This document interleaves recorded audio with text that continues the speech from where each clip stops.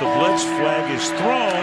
There's your first down and a lot more for Demaryius Thomas. Swing and a shot by Freeman. Deep into the night. Back-to-back homers for the Braves. Blake Griffin will turn. Shoot a three from the win. Bounce. They go. Because the Braves win. They go.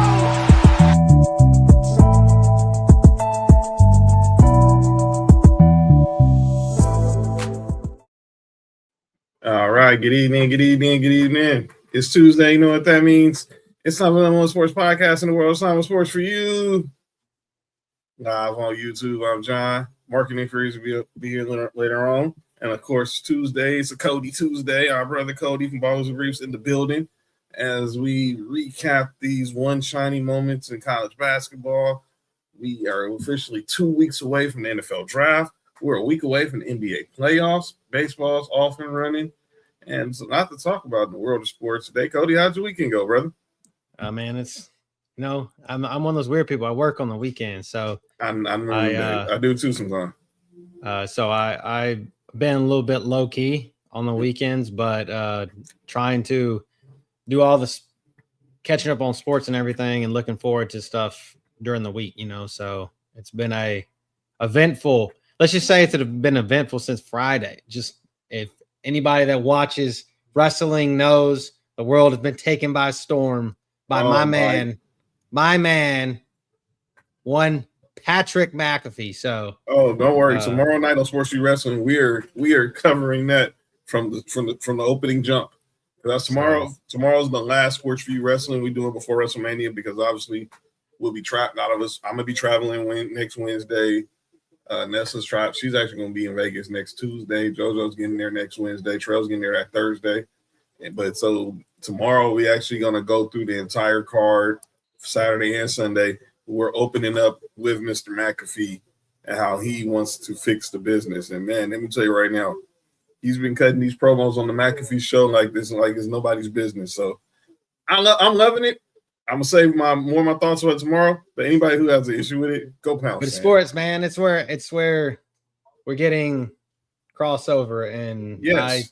The IWC hates it, but I personally I love watching it, and I'm a lot of people that I know that are true, like old school fans of the product, just remember this kind of shit. Like, I think of this in a way of like, what would have been if this was, and I'm not saying everything's attitude era, but like this McAfee thing is kind of like, okay, what they tried to do with maybe Mike Tyson with the DX and Stone Cold angle back in the day, like just get a pop from somebody outside the business. I mean, but actually Pat's been in the business, so I don't understand. That's why the IWC is so pissed off about it. That's why I didn't understand either, because he's been doing this since NXT, so it's not nothing new. It's like my man George Sedano says when he gets spin. Everybody's mad at everything. It was. That's what it was. Like, there's people mad at Lil Yachty. There was people mad at. Obviously, we know people were mad about Jelly Roll, but he's not even going to be on the card. People mad about Lil Yachty being in Trick Williams, but we're going to talk about that as well. But I think we're going to see some magic in Vegas that Saturday when Cody and Randy step in the ring for the first time against each other since obviously last year Night of Champions, but obviously we know the history. But we'll talk more about that tomorrow. So y'all tune in tomorrow for Sports4U Wrestling. Might have an early start time tomorrow because we're going to go through the entire WrestleMania card, so we'll be ready. But let's get into some sports here today. What up, Black Wrestling? What's good, brothers? Good brothers over there at Black Wrestling. Shout out to you. Before we get into obviously the main topics, I want to talk about something that's interesting. Cody, I don't know how much like me, I only watch baseball if the Dodgers is on, but I might make it a special occasion depending if it's something unique. Like, I'm gonna watch the Field of Dreams game later on this year. Obviously, watch the All-Star game while they're in the playoffs. But I tuned in for that opening night of MLB on Netflix. But I'm gonna say this: it was more about Netflix and less about MLB. And I think people are wondering, did Netflix drop the ball? So I'm gonna paint the picture. So they obviously do the pre-show. Elle Duncan's now over there. She's like the face now of their sports, of their new sports department they got over at Netflix. She's like the face. She's the top anchor there now. And I was never a fan of her on ESPN, but that's just me. So okay, love her. Elle she's a Broncos fan too. And then they had Barry. They was able to get Barry Bonds. They got they had Pujols. They had Anthony Rizzo. They had CC Sabathia, Hunter Pence. I mean, it was Matt Vasgersian, Hunter Pence, and Anthony Rizzo were actually, I think, in the booth for the game, if I'm not mistaken. I think so. I think you're right. Yeah, and then they had the extras. Like we talked about it the day before. They had Bert Kreischer and obviously Jameis. I had no problem with Jameis. I thought Jameis was funny. It was pretty funny. I think Jameis has got good, he's got good chops as a future broadcaster of some sort. I think. What up, Sam? Yeah, I think he's going to be good. I think he's going to kill it when he really takes this TV thing serious, and obviously he's done playing. He's going to actually seriously be good. Uh-oh.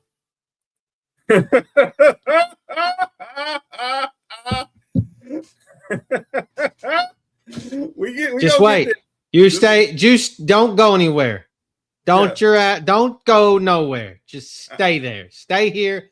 Stay locked in, and you'll get what's coming to you. Okay. Right. What's your oath? So let me say this. So I'm gonna go back to what we were talking about with this MLB on Netflix. Now they're also gonna have a home run derby this year, and like I said, they're gonna have the Field of Dreams game. So there was a lot of criticism, like I said, about how they pretty much took away from the game was secondary as opposed to promoting everything on Netflix. And like you just thought, we were talking about Elle Duncan. She went on Pablo Torre's podcast and talked about it, and she got a little defensive. I want to get your thoughts. Obviously, this is the thing about being on Netflix. It's like it's the evil empire. Goliath. You guys are the New York Yankees of media now. Yeah. Mm-hmm. And so you come in, and all these eyeballs are on, and it's like, what the are these people doing? Here's what I'll say about the criticism and whatnot. Because there were criticisms about like, oh, there's a stand-up comic. You guys are serving hot dogs after the game. You're trying to make this thing Netflixy. Mm-hmm. Yeah. Like literally, that's what we told you from the beginning. So here's the thing, because there is feedback that's constructive, right? Constructive feedback is too many promos. Message received as the person that was reading the promos, the shark one, because it was like, Bert Kreischer out in the water. That sounds like the beginning of a shark movie. Speaking of which, as a broadcaster, whenever you have to say speaking of which, your segue was shit. And so I tried so hard to make that work. So yes, message received, like as soon as we got off air, right? The Netflix brass was like, probably too many promos, message received. Score bug, real feedback. Like it was too small, whatever. That's cool. All of that is real constructive criticism that is very fixable and will be fixed. But whenever there's criticism like that I saw of it was just so Netflix. It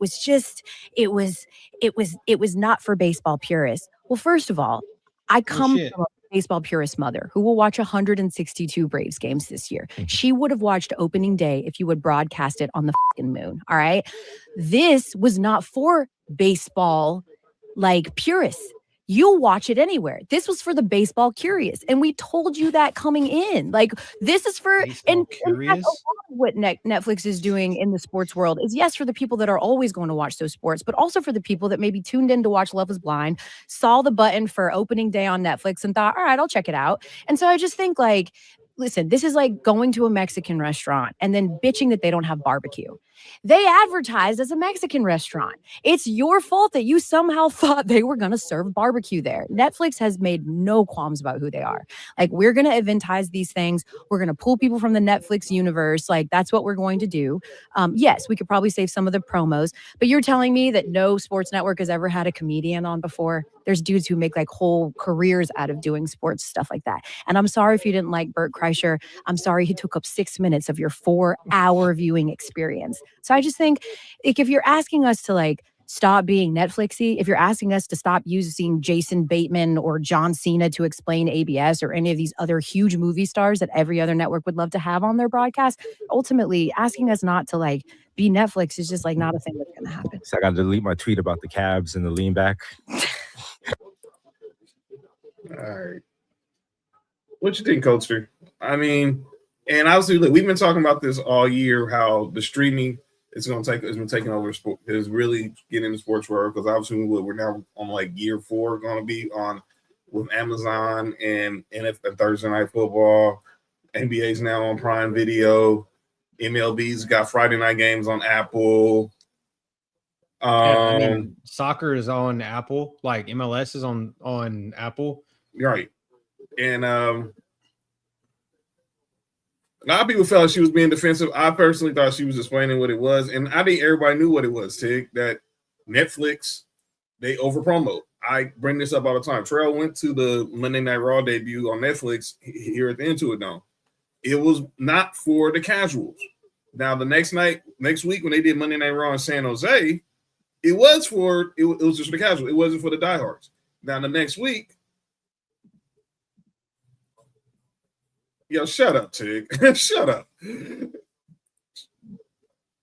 Relax. Anyway, I was saying, for Tig over Sean, you're hating. I was saying was Terrell went to the Raw debut on Netflix at the Intuit Dome. It was more for the casual fans. You had the Celebrity Row, Hollywood, all that, junk there. The following week when Raw was in San Jose, it wasn't like that. It was more so for the diehards, people like us who are going to watch no matter what, because that's when you had like the Women's Intercontinental title. You had relax, Nessa. You had you had Penta making his debut. Obviously, they're building for the Royal Rumble. This wasn't a bunch of, The Rock coming out, John Cena beginning his retirement tour, Roman and Solo for the Ulafala and all that, all the big names out there, because obviously this is a big spectacle. And I think that's what L. Duncan was explaining. This wasn't to try to get Netflix fans into converting into baseball fans. It's to make Netflix watchers curious to see will they go watch an MLB game if it's on Netflix more in the future. Yeah. So I don't understand why people. I mean, but like I said, people are mad at everything. I just wanted to get that thought, but I thought that was. Dude, it's the same argument. Like, I mean, with wrestling in general, with wrestling and sports, people have to make it something about them. Like they always want to cry and bitch and complain and moan and everything about what they want. I mean, it's just because they're miserable as shit. So I feel like that they just have to have something to argue and gripe about. So it is what it is. I felt like people think that we're not gonna get this. Like we're not, but we are. Like we're gonna have so much more of this. Like it's just what it is. Like, and this is also for baseball purists, but these same type people are the ones that I can tell you, I mean, I would say maybe 10% of all baseball fans watch all 162 games. Right. Like if you watch 162 games as a baseball fan, my God, I need to find out who you are so you can tell me why. I used to watch a lot of baseball, a lot. Right. But now I can't sit through maybe 30 regular season games and then the playoffs if we make it, like just because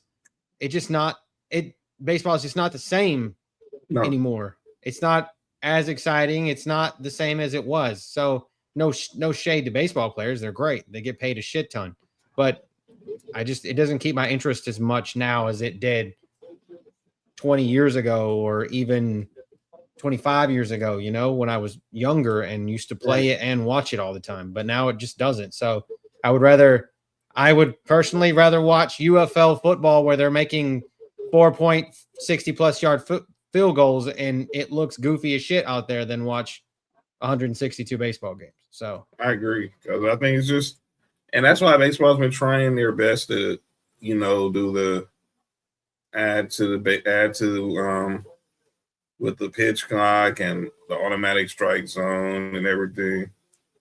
Don't get me wrong. Going to a baseball game is way different than watching it. Oh, definitely. Oh, trust me.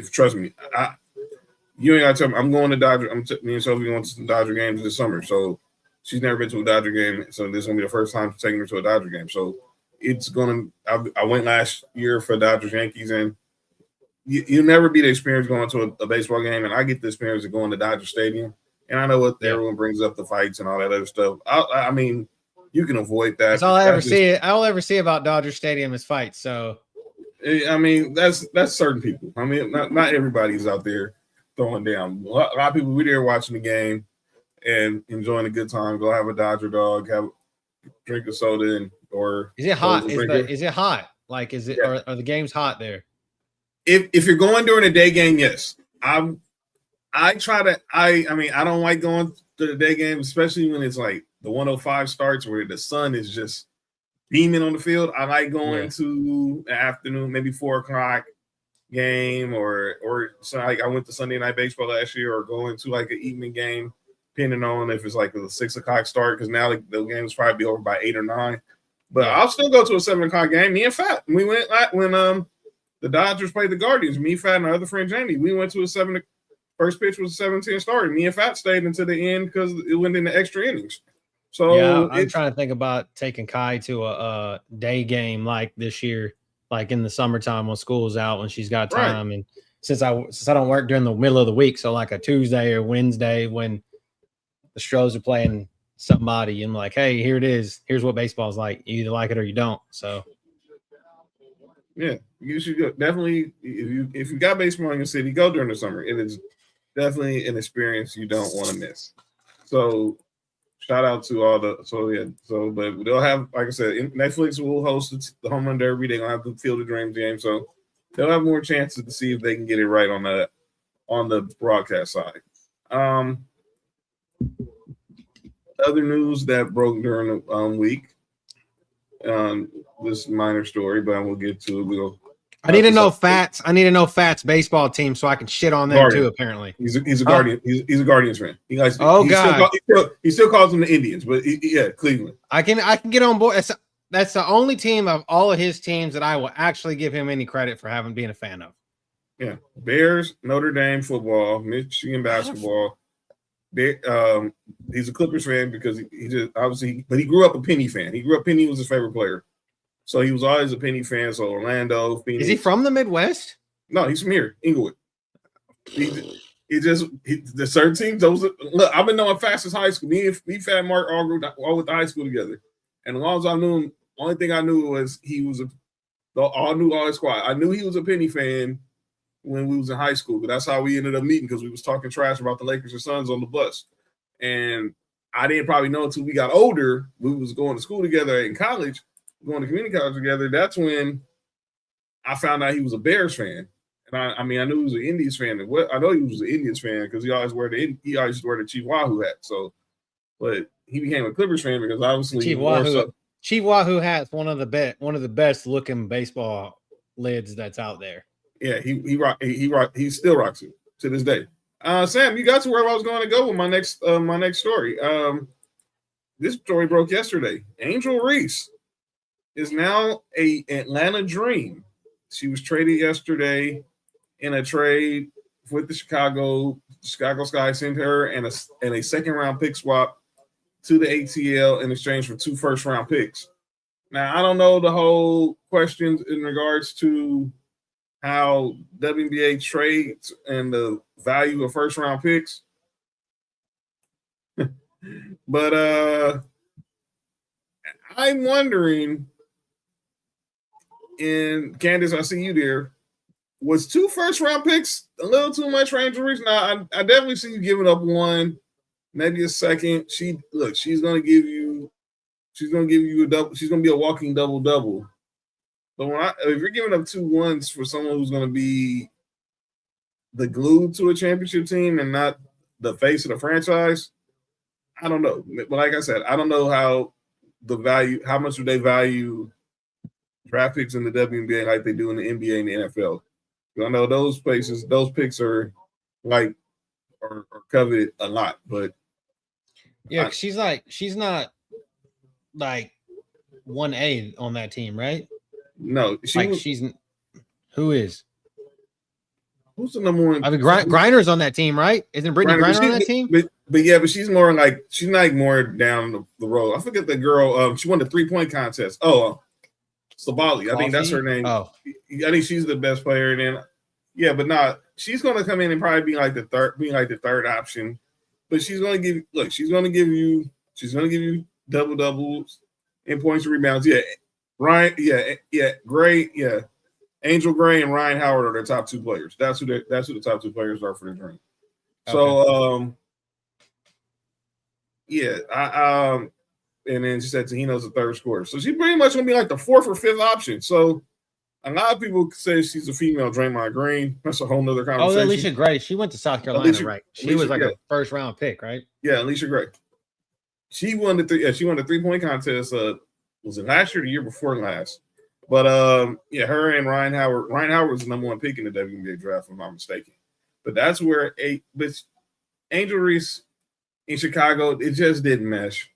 I know she probably wanted to be in the more flashier market when she got drafted out of LSU. She probably wanted to be in LA. I was shocked the Sparks didn't draft her, but they took Cameron Brink. Obviously, Cameron Brink was more of a more polished offensive player coming out of Stanford, but Angel Reese was a proven winner. But I was a little shocked they went that route. But I wish the best for Angel Reese as she's going into this new adventure. They said after the firing of Teresa Witherspoon, everything just went downhill from there. Barely it was her, Camila Cardozo, and they just didn't put the right team around her. That team was hot garbage.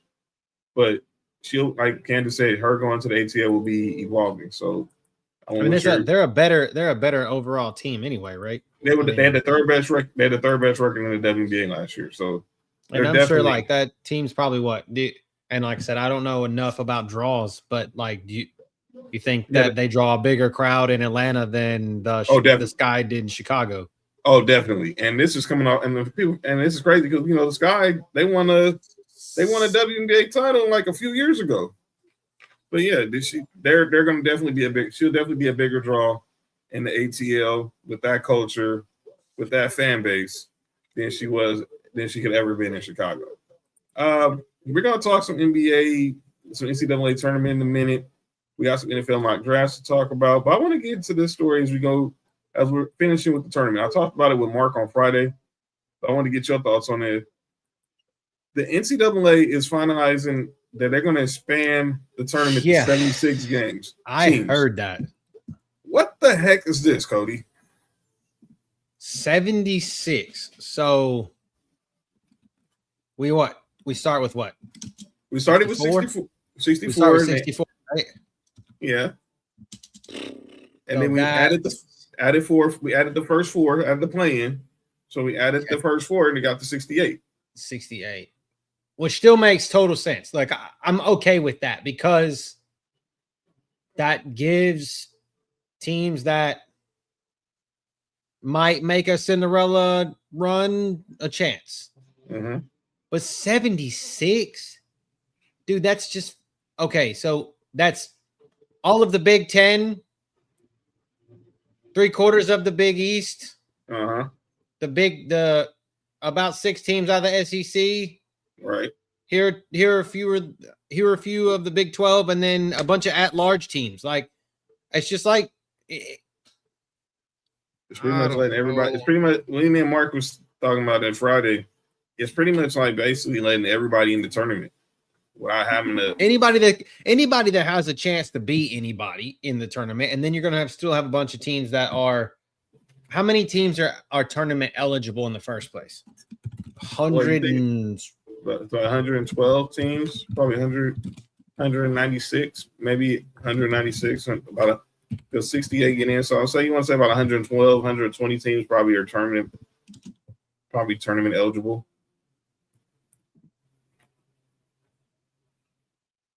Yeah, and now they want to add 8 more teams. Not even just they just double from going from 4. They said we're gonna add 8 more teams. So basically the first 4 would be like pretty much the first round. It's like the round of 76 goes to the round of 64. That's just crazy though. Like that's just that adds 2 extra games on a team that possibly could make a. I mean, momentum is a thing, but Lord have mercy. And I get After it. we just saw what Michigan did. Does momentum need anything? I think they're trying their best to try to keep mid-majors invested.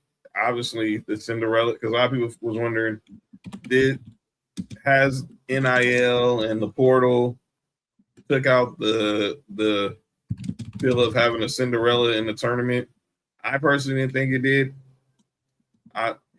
Whoever's gonna, if you're good enough to get to the next round, you're good enough to get to the next round. But that's what a lot of people were feeling this year with the tournament. But this is too much. This 350 basketball teams in D1 that could theoretically make it to the tournament. No, and now you're at 76 of them. You don't need that. You don't need that. 350. Yeah, 350 plus it says. So I would just say 350 easy. That 361 schools actually full of 31 division that could go into the tournament. Yeah. That makes zero sense. I wanted to show you this.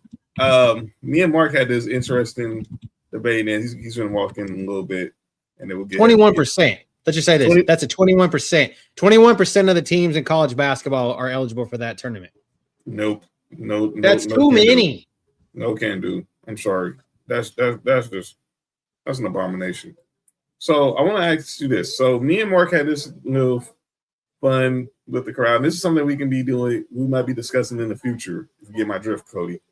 And I saw this on Twitter, and it asked which one of these eras would win. And look, the silent generation. Me and Mark was like, "You're not. How are you stopping that guy right there? And how are you stopping that guy right there?" I don't care who anybody on this team's having. Kobe's my favorite player, but I still am trying to figure out how are you stopping Kareem, Abdul, Jabbar, Lou, Alcindor, whatever you want to call him at the time, and Will. There's no chance. None.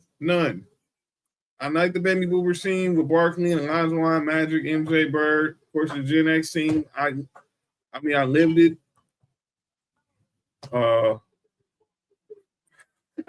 Okay, Fat.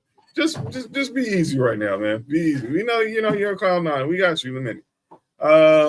This Mark is stepping into the architecture now.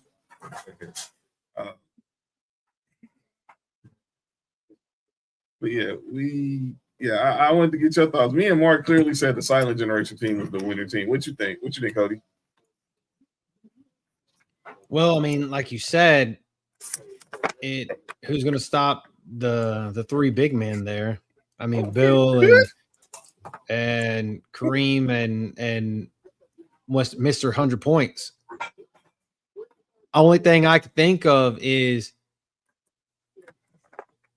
that Shaq and Timmy D are going to have to D them up. Shaq's going to just have to bully them. But I don't know, man. That's kind of you're going to have to pick up the weak link there, which in this case has got to be Jerry West. Are we sure it's not Bill Russell? Offensively, it's Bill Russell. Oh, okay. Oh, I'm just saying. Okay, Bill Russell being offensively, but you got what? How would you even man that team on the floor? As the 5. You put Kareem at the 3. No, you put Kareem at the 5.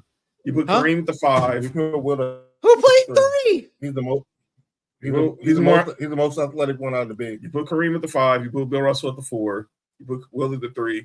Jerry West at the 2, and Oscar Robertson is running point. So you're saying Wilt was more athletic than Kareem? Yes. Shoot better. Oh, definitely. And he can keep up with it. I mean, you got to think that's a world-class athlete, not just basketball. He played volleyball. He did. That's right. Yeah. He did track. I just think of Kareem as a martial artist and whooping Bruce Lee's ass too. So that's what I'm saying. He's got moves. So I was just thinking that he's definitely up there. They're definitely the best 2 athletes on that team, and it's not even close. But the Gen X team is nice. I mean, literally that Timmy D. You put KG at the 3. Mm-hmm. KG's automatically the 3 there. Timmy D's the 4. Shaq's the 5. Who you put? Obviously, man. I don't know if I would move Kobe down to the guards like the 1. And let AI just play his true 2 spot. Kobe could play the 1. That's what I was saying. Like Kobe played the 1 and keep AI at the 2. Hey, Tig, relax. Pretty good. Will scored 100 in the same arena. Magic caught 8. Come on now. Come on, Tig. Hey, Tig, even if you don't believe 100, you still average 50. Average 50. And 25 rebounds. Average 50. Okay, and 25 rebounds. Are we playing with a 3-point line or without 3-point line here? I'm still with the 3-point. Okay, then we're okay. Okay, so then I think that you might have your silent generation might not, because you steal a couple possessions and then get a couple threes from these guys that at least can shoot threes. I mean, even with the baby boomers, Larry Bird out there just chucking them up there. I'm just saying you end up out possessioning wise, steal a possession here and there and then get a 3 where they're only going to get a 2 because these dudes aren't shooting threes. That's cool. That means that team won't lose by 50. They'll lose by 40. That's cool. That's funny. That is so funny. All right, Mark, welcome to the show, brother. Glad to see you. We was talking about a couple of things before you walked in. We talked about I got Cody's thoughts on this crap right here. Me and you discussed on Friday, just letting the whole NCAA tournament and whole NCAA into the tournament. And I just said it was 21%. It's 21% of all teams. So 21%. You might as well just go ahead and make it fucking 80 and make it around 25 if you're going to do that. I said you might as well add all 116 teams. Basically. And then it's 360 eligible for college basketball. 116 is for football. That's just because you got to remember all of these schools. Because I went to college, we didn't have a football team. We were specifically only a basketball team, and our women's team made the tournament. We even made the tournament while I was there because we won the Sun Belt at the time. So all these schools that don't have a football team, you're forgetting about. That's another 150 of them or 200 schools that don't, like the St. John's of the world. So, or that have a football team that are Division II, like Colgate, for instance. They can play in the tournament basketball-wise, but they can't. Their football team's a D2 school. Colgate. The home of Donald Foyle. That's the only person I know Colgate was toothpaste or Donald Foyle. We talked about this also, Mark. Angel Reese. Oh, that's good. That's good. That's good for Angel Reese. But I'm asking you this: 2 first-round picks. And I preface this was I don't know how the WNBA values they draft picks like the NBA and the NFL compared to NBA and NFL. But she got 2 ones and they do a pick in the Dream got a 2nd-round pick swap with Angel Reese. I'm gonna say yeah. If you a team dog and you know that this team can Angel Reese can help you get you over that hump to put you in a championship contender, so you got to do it. And I think that with adding Angel Reese, you putting her with Brittany Griner, and they got good guard play over there. Dog, that's you putting yourself in a position to win. I think she's going to flourish there, and she's definitely going to be accepted by that ATL culture way more than she would have been in the Shy. So, but that's no disrespect to the Shy.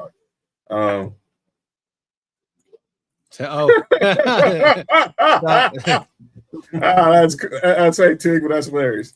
All right, now here you go, Tig. Just so you know. Hey,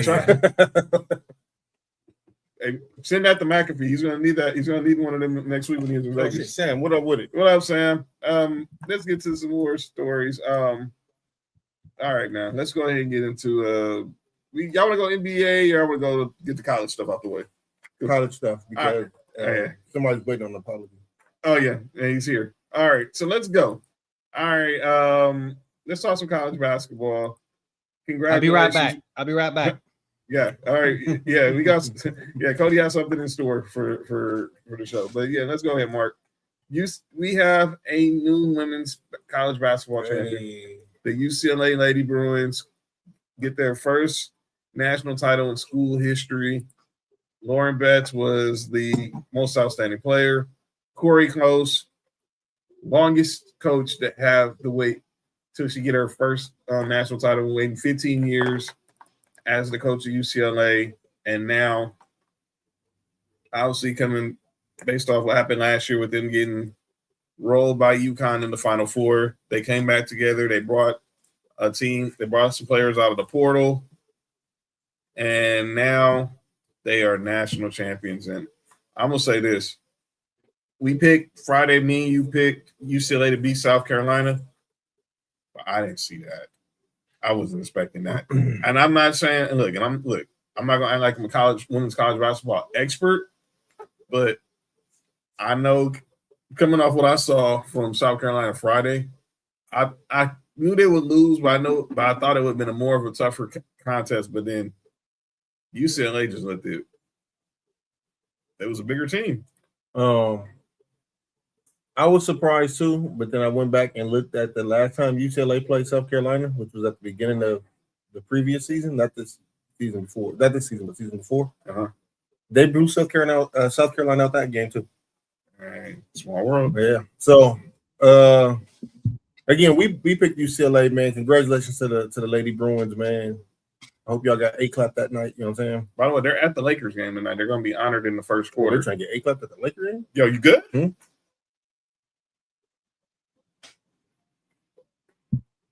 Yo, you're trying to get they're going to get A-clapped at the Laker game? Good point. Never mind. But shout out to Gabby Podcast, obviously the sister Jaime Jaquez, and obviously Lauren Betts, Sienna Betts. They all balled. And salute to South Carolina. I think Dawn Staley, look, I know this is killing them inside, the fact that they went to the Natty 2 straight years and have felt defeat. Mm-hmm.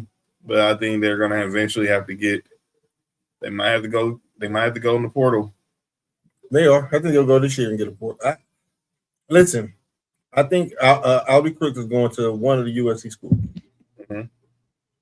I think USC out here or the University of South Carolina. For those who know, Allie, she's the star at Iowa State. She didn't enter the portal last week.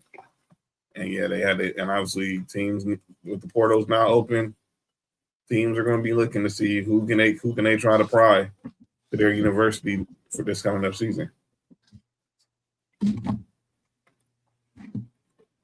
The Dodgers looking good. They still own Canada.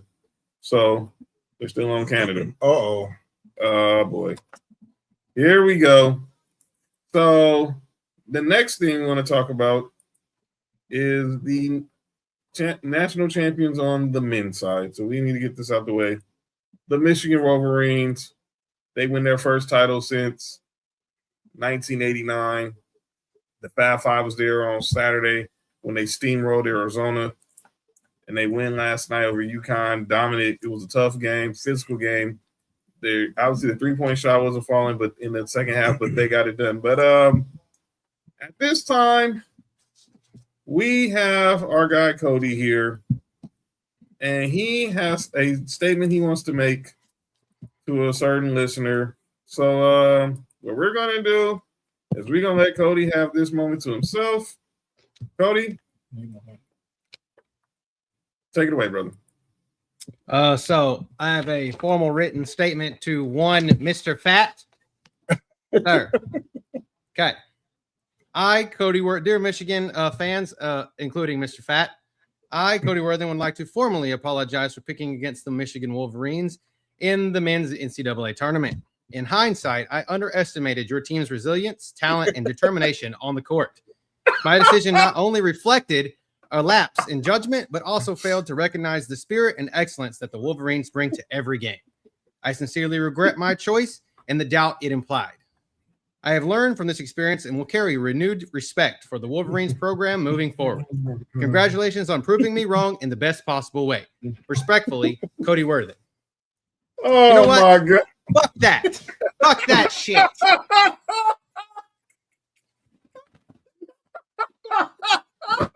that. You know what? I ain't apologizing for shit. You think you pulled off that win without me? If it wasn't for me calling your damn Wolverines out and saying that they were the only number 1 seed that wouldn't make it this far, you wouldn't have won shit. So you guys know it. You know it. Everybody knows it. It's me. I was the reason you won, so I should be the champ. I'm the champ. I'm still the winner, and you suck. Oh, my. StreamYard, please, please, please. Oh, no, man. Fat. Oh, man. If I know Fat right now, he in tears right now. Oh, no, that's funny. That was good. Rock, Cody, man. Man, that was funny, man. Man, Sorry. That was dope. About that all day. If it wasn't for me, Michigan would have never won. Oh man, but then he came, Cody. Then he came with the gunshots at the end. Oh man, the tears. Wrote the whole statement and everything, and then got all the way done with it and was like, nope. Man. I'm saving the business. I'm saving the business. Oh man, thank you. Shout out to Cody McAfee in the building. I'm saying. I hope StreamYard. Oh please, StreamYard, y'all. Oh man. If not, I will. If not, I can clip it on. We can clip it off of YouTube, and then we can just put it in. All right, man. So after that, Forgot I had the black hat on instead of. After the hilarious. All right, but yeah. But speaking of champions, let's get back. Let's get back to. Oh man, that's hilarious. That was great. Again, congratulations to the Michigan Wolverines. Yes, they are your national champions. Yeah, for real, Pat. Like, no shade. I just overlooked them for real. Like, I didn't trust them at all, and it blew up in my face. I will be the first man to say that shit. Also, what came from this game was coaching really matters in college basketball. Yeah, we seen Elliot Cadeau as the North Carolina point guard. When he was there, he couldn't shoot. He was a turnover machine. And now he was the most outstanding player in this tournament. So shout out to him, man. All right. Yes. But the thing is like, isn't this team? We expect these dudes are NBA bound, right? I think the only one that might be leaving is Yaxel. Oh, Fat, be quiet, man. But oh man, Yaxel's probably take your victory lap. Take your victory lap. Okay, Fat. No, he had one day. I'm just gonna say this one more heel remark, and I'll stop until football season. No, get it in now, because you're not gonna win a Super Bowl and you're not gonna win a Natty. Oh boy. That's the one where I don't want to be around Fat. This was wild. But if Notre Dame or the Bears ever won, I'm not talking to this dude for like a month. I might not go talk to this dude until we go to Vegas, because I ain't gonna want to hear it. But speaking of coaching and coaching matters, there was some coaching news in the world of college basketball, and it pertains to. And me and Mark have a vested interest in this news. Michael Malone, the former coach of the NBA champion coach of the Denver Nuggets, is now going to be the head coach of me and Mark's North Carolina Tar Heels. Drew Timmy playing point guard? I mean, we have no LeBron, no Luka, no Austin Reeves, no Marcus Smart. Who else we going to have? I mean, we had nobody. It's pretty much DeAndre Ayton, Luke Kennard, Jake LaRavia in the G League right now. You better go get Magic. All right, John, go ahead. But yeah, I hate that dude too. But yeah, Michael Malone. Who would be worse if Fat? Nah, I can't. No, Ted, don't do that, man. Nah, Nick would be way worse. No, he won't. You sure? Fat? Who would be worse? If Fat, Notre Dame? No, Fat with Notre Dame would just Fat with Notre Dame. Maybe I'm just speaking as a Lakers fan. That's why. Fat with Notre Dame he'd be unbearable. Yeah, he would. I think so, probably. Notre Dame fans, you already know how they are. But let's get to this story. Look, I know it's our boy Bass hit up our group chat and he just said Michael Malone. And I was trying to figure out, wow, is he going back? I sent it to you. And then Cody sent it first. Okay. So I didn't see it because I was on the phone at the time. So when you said it, and I was like, Michael Malone, I'm like, he's going back into coaching? And I'm like, no. I'm like, because I was watching the McAfee show and he was talking to Coach K. He was talking to Coach K, and they were just talking about Billy Donovan, like that exact moment. And I'm like, okay, they're like waiting on Billy Donovan. He's about to be the UNC coach. That's pretty much a shoe-in. And then Pat says, hold up, we're going to break some news really quick. And Adam Schefter, of all fucking people, broke this news. Yeah, I'm like, what the heck is this? I'm not trying to crap on Michael Malone. I know he's a good coach. Look, you ain't gotta tell me I dealt with this dude as a Lakers fan. He made my life miserable after 2020. But he's a good X and O's guy. He's a tough coach. Is that gonna transfer to North Carolina? He knows what it's like to deal with expectations, being around the championship culture. But he's not knowing what these expectations are. And Mark can tell you, sometimes Tar Heel fans can be unreasonable. Very unreasonable. And look at I would have thought, like Mark brought up Friday, he brought up Jerry Stackhouse. I still brought up Sean May. Coaches who are familiar with the NIL, with the structure of NIL, with the portal. But he said he's going to get the right staff around him that's going to show him the right ways of getting these things done. I was reading yesterday on the North Carolina Twitter page. Yesterday, they said the staff he's building around is focusing on high end recruiting. Definitely, and they're getting they didn't say who it was, but they said they're getting a recruiter from a high end program. They're going to need it. So hopefully that helps with do they have Jokic? No, we don't have a Jokic at North Carolina Trunks. We don't have a Jokic here. And as soon as he got announced as the coach, we have 4 people going to portal. Yeah. I'm just saying this was my thought on this. Is like UNC. Bubba's the athletic director, right? Bubba Cunningham. Yeah. Cunningham, right? So I believe this in my heart of hearts that UNC is trying so hard to make their athletics, like their two sports, too big two out of the big 3 sports, a professional organization. Like it just sounds so much like that. I mean, obviously you got Belichick and Michael Lombardi running the football team, Michael Malone and whoever they hire as the general manager of the basketball team, which I'm sure they'll do that because of the structure. Yes. They'll do that. And then, of course, like in football, you've got Petrino, who did time in the pros and has been a really successful college coach. I really feel like that's kind of what they're going to do. I would say both sports are going to do that kind of same thing and make this a professional organization and try to teach these kids, and I say kids because that's what they are, these kids how to be pros. Literally, they may not. UNC football is further away from winning. I would say further away from winning a championship than the basketball team. I just feel like the basketball team just kind of starts higher, but like it teaches them to be a pro. And I feel like that's kind of what this program wants them to do. And I feel like bringing Michael Malone in, okay, you've been a championship winning coach. You've been around the NBA for a long time. What does it take for these guys who can essentially come in here at 18 years old, 17 years old, and leave at 19 and go to the pros? They're like, yeah. So what is it going to take? You have 1 year to make them what you wanted on your basketball team, right, in Denver.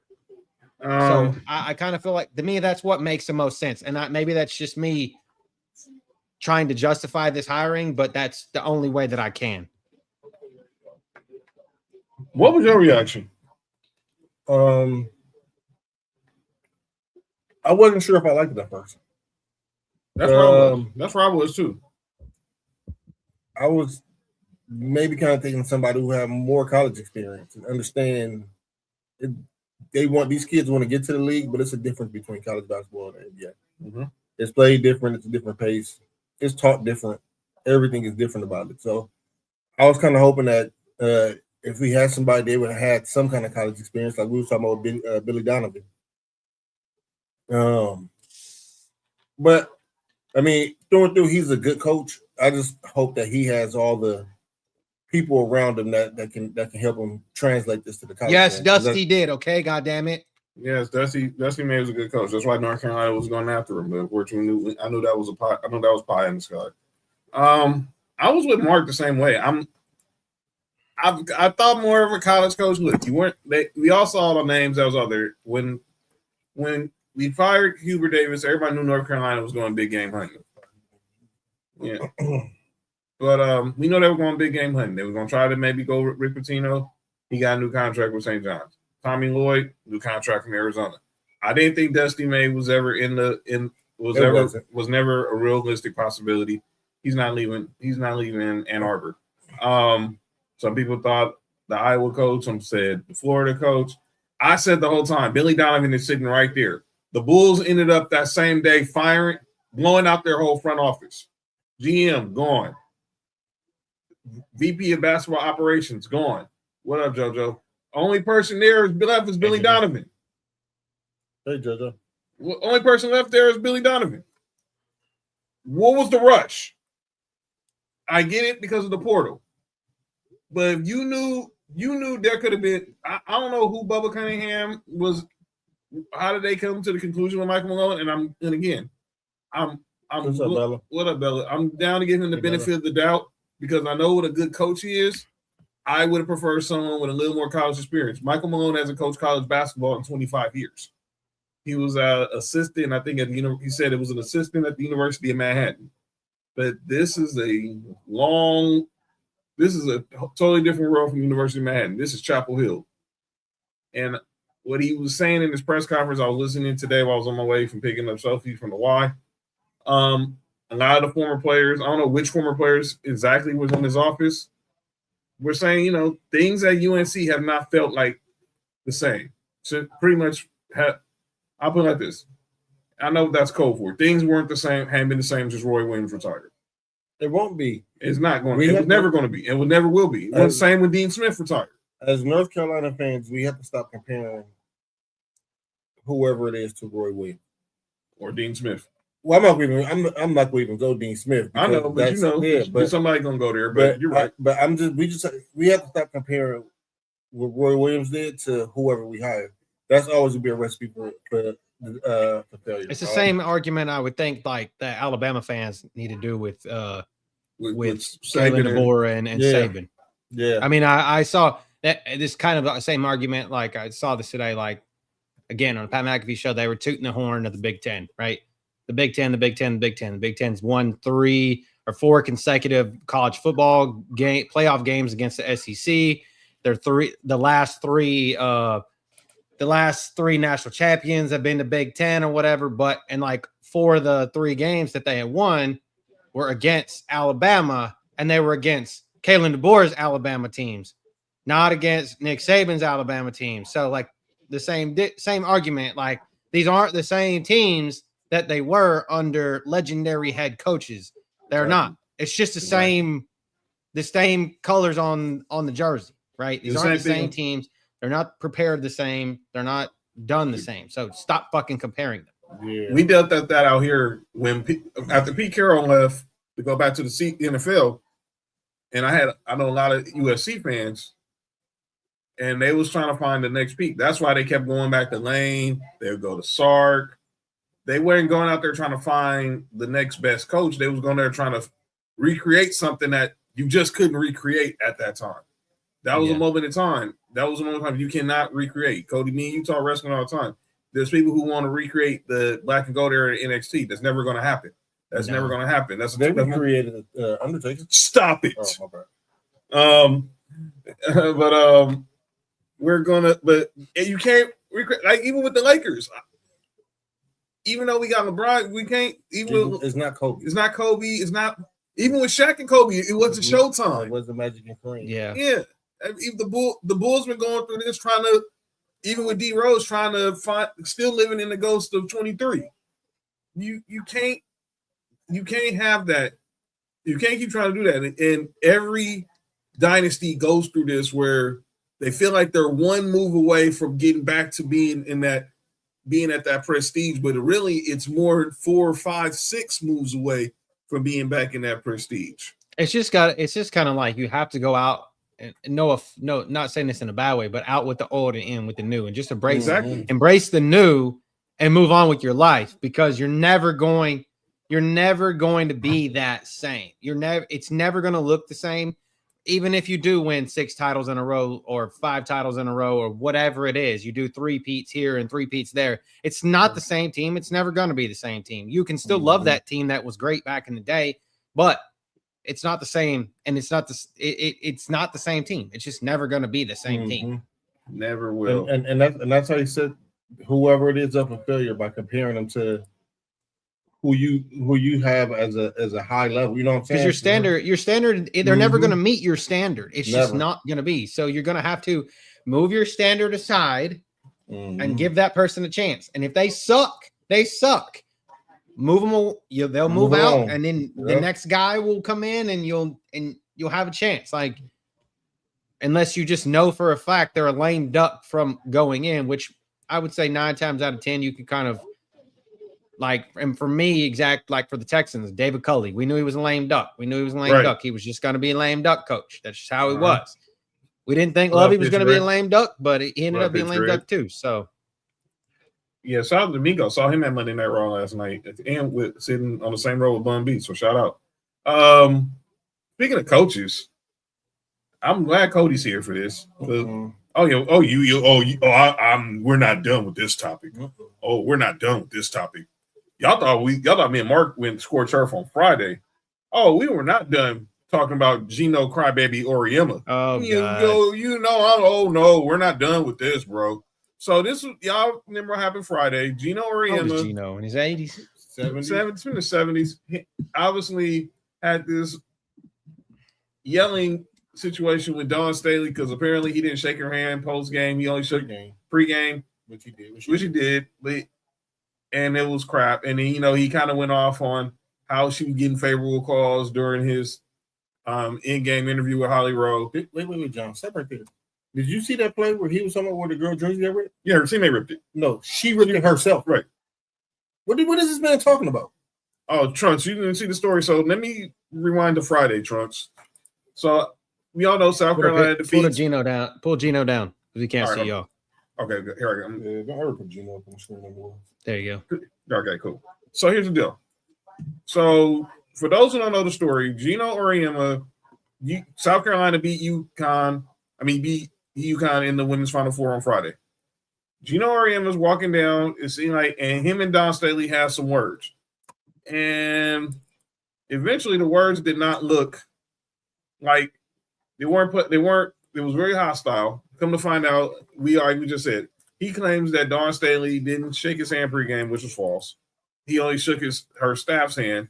We learned you don't mess with North Philly. Shout out to Dawn Staley. But and like I said, during the game, during his in-game interview, he was talking about how he's getting warnings for being a little tyrant to the refs, but Dawn Staley can say whatever she wants and this and that.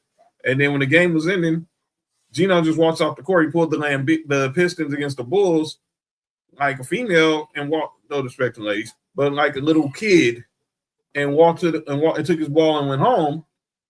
And then he puts out this weak apology saying he apologizing to the entire South Carolina coaching staff. No, Geno, you didn't offend the entire South Carolina coaching staff. You offended Dawn Staley. You didn't get into it with any of her assistant coaches.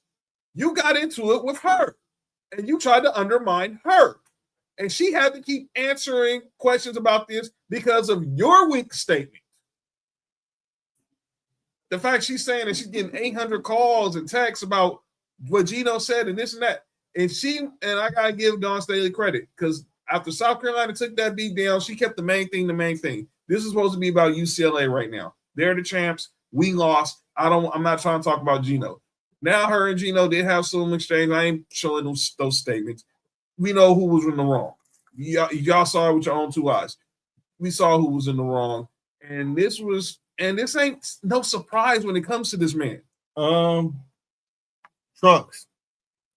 And John, I don't know if you heard this, but I was watching an interview with what's her name?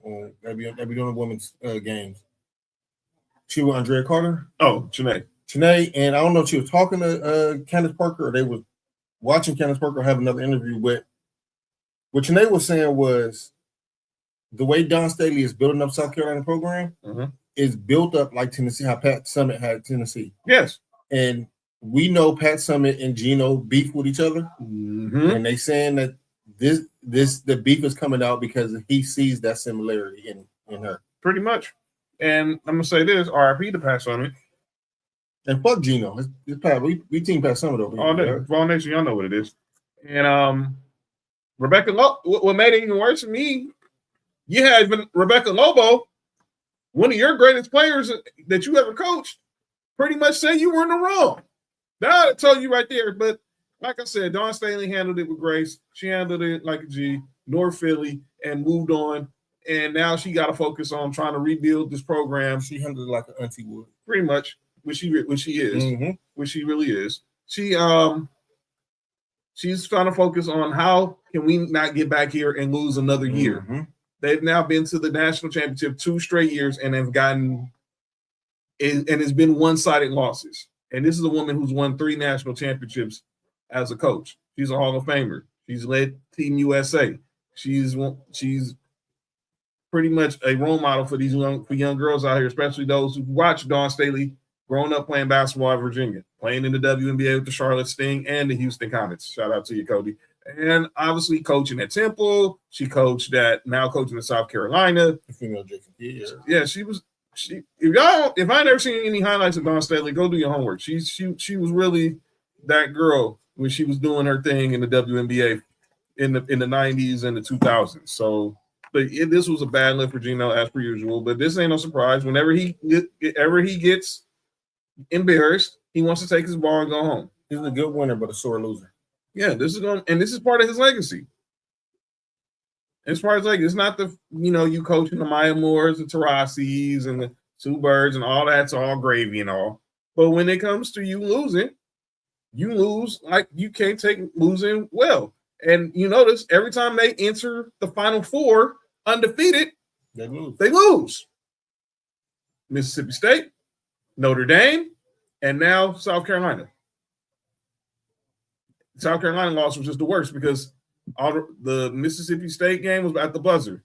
The Notre Dame game, Arika Ubawale hit a shot with like 1 second left. And they got punked by South Carolina, period. Goes back to how he treated Pat in his younger games. So much respect. Yeah, he definitely. This is definitely gonna be his. This is definitely gonna be his what people remember him by. Obviously, he's gonna be remembered for his wins and championships and all that. But this also is gonna be forever part of his resume. What you think, Cody? I agree 100%. I mean, he's just a big ass fucking crybaby. Just take in the words of what the kids would say, you fucking boomer, just take your loss and go on. Like, just take it and go home. Like, you lost. It is what it is. And you feel embarrassed because your team lost by double digits to a coach who's building, I'm not going to say a dynasty. I'm not saying that because she's not won a lot.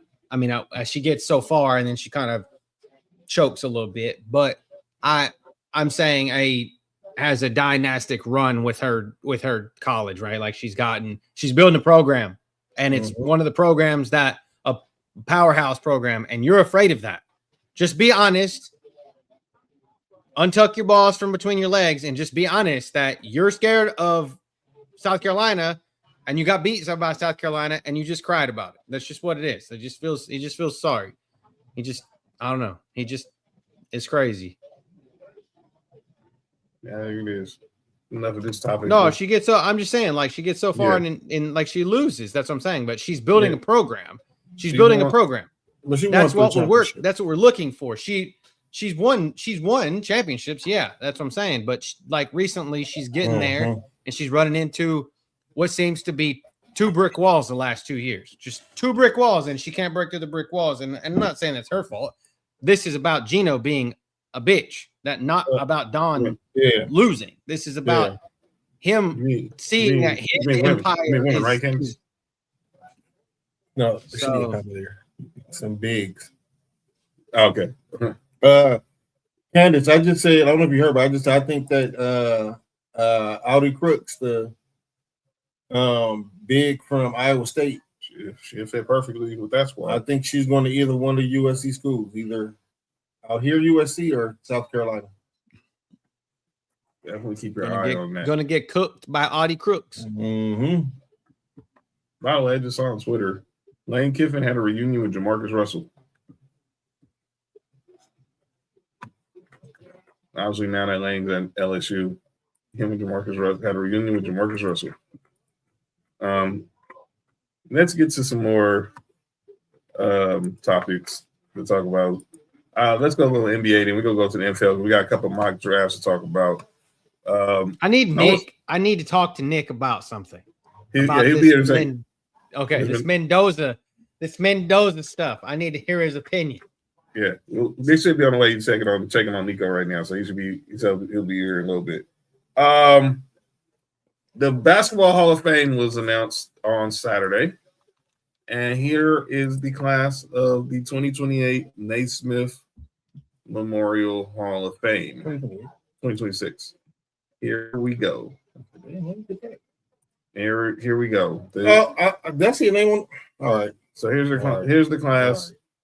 Rep official Joey Crawford, Gonzaga head coach Mark Few, Glenn Doc Rivers, Amari Stoudemire, Elena Deladon, Shamika Holdsquaw, Candace Parker, and Mike D'Antoni. And you say his name and he appears. Ladies and gentlemen, welcome to the show, the one and only Nick Freeze. Nick, what up? I believe in Nick Freeze. What it do? You're at right time, right place, right time, Nick. Nick, what up with it? Well, let me say this. I know you was getting everything right with Nico. You need to go back and watch to hear Cody's apology to Fat about Michigan. Oh, that's hilarious. I guarantee you, if you needed to laugh through the day, it was that. That's funny shit. But yeah, we're gonna talk some NFL in a second because obviously Cody has some thought. Wants to hear your thoughts on everything going on with Fernando Mendoza. But here's the Hall of Fame class once again. Let me add it back to the stage. Here we go. Joey Crawford, Mark Few, Doc Rivers, Amari Stoudemire, Elena Deladon, Shamika Holdsquaw, Candace Parker, and Mike D'Antoni. Hey man, look, I defend Mike D'Antoni a lot, even though I'm not a big Mike D'Antoni fan. But he deserves to go to the Hall of Fame because his offense has produced a lot of Hall of Famers. I mean, a few MVPs, and it's used very much by other championship teams. The only difference is the irony and everything. He's the only one that hasn't won using his system. Yeah, he's been a 2-time Coach of the Year with the Rockets and with the Suns, obviously, the 7 seconds or less. And he's definitely a better coach than Doc Rivers. All right, go ahead. Steve Nash won 2 MVPs. James Harden won an MVP there. Trump said Amari. Yes, Amari Stoudemire is a Hall of Famer. That's not the question. The question is the name before Amari. The question, the name before Amari is that guy. Oh yeah, he's gonna call no names too. Who's gonna call no names? Oh shit. Glenn. Mm-hmm. Yeah. Oh Glenn, yeah. Glenn Google me Rivers. No, that he'll be on calling no names. And he's going into the Hall of Fame as a coach. And look, I'm gonna talk more about Doc Rivers on calling out names because currently y'all watched Sports4U in the early days. And I know Nick's a Clippers fan. He's told us, he's tried to tell y'all, we've been trying to tell y'all, Doc Rivers is overrated. Yeah, he's overrated. I agree with that. I mean, I was a Kevin Garnett fan, so I watched a lot of Boston, so I agree with that. He was overrated. And look, go back to Orlando. He won the Coach of the Year. We all know that should have went to Phil. but they weren't giving it the field because Fat said Cody on calling our names too, punk. That's funny. Hey, look, look, the whole thing with Glenn Rivers is, I understand in Orlando, that team wasn't expected to like do anything like absolutely at all, and they extremely overachieved. Mm-hmm. So I can understand that. Like you said, that should have been Phil's award, but you know, the greats never get the amount of awards they deserve because there's no way in the world that Michael Jordan should only have he has 5 or 6 MVPs. Yeah, 4. LeBron has 4, and MJ has 5. There's no way either one of them should have that low of amount when they were that good for as long as they were. That makes absolutely no sense. And there's no way Shaq should only have 1. There's no way Kobe should only have 1. It's crazy. The only one who only got multiple out of that era was Tim Duncan. I mean, Steve Nash, but Tim Duncan was I don't like the ones who like deserved it. He was the only one that was able to get multiples. The first one was Jason Kidd for sure. I'm not even going to. The 01-02, that was Jason Kidd. Tim Duncan won it at 03 though. He won it at 03. But the year before, I was J Kidd. I don't think Amari is an automatic HOF. That was. Let me say this: we had this has been a discussion, but like Nick said, if you go there and you know how much I love the guy, go look at Amari's stats and go look at his accolades and go look at Pau Gasol. It's the same as Pau Gasol. Amari Stoudemire and Pau Gasol have the same NBA career minus championships. Minus playing with Kobe. Amari has more All-NBAs and I think more All-Star appearances. I think the same. 6 All-Stars. I think Amari got 5 All-NBAs. Pau got 4.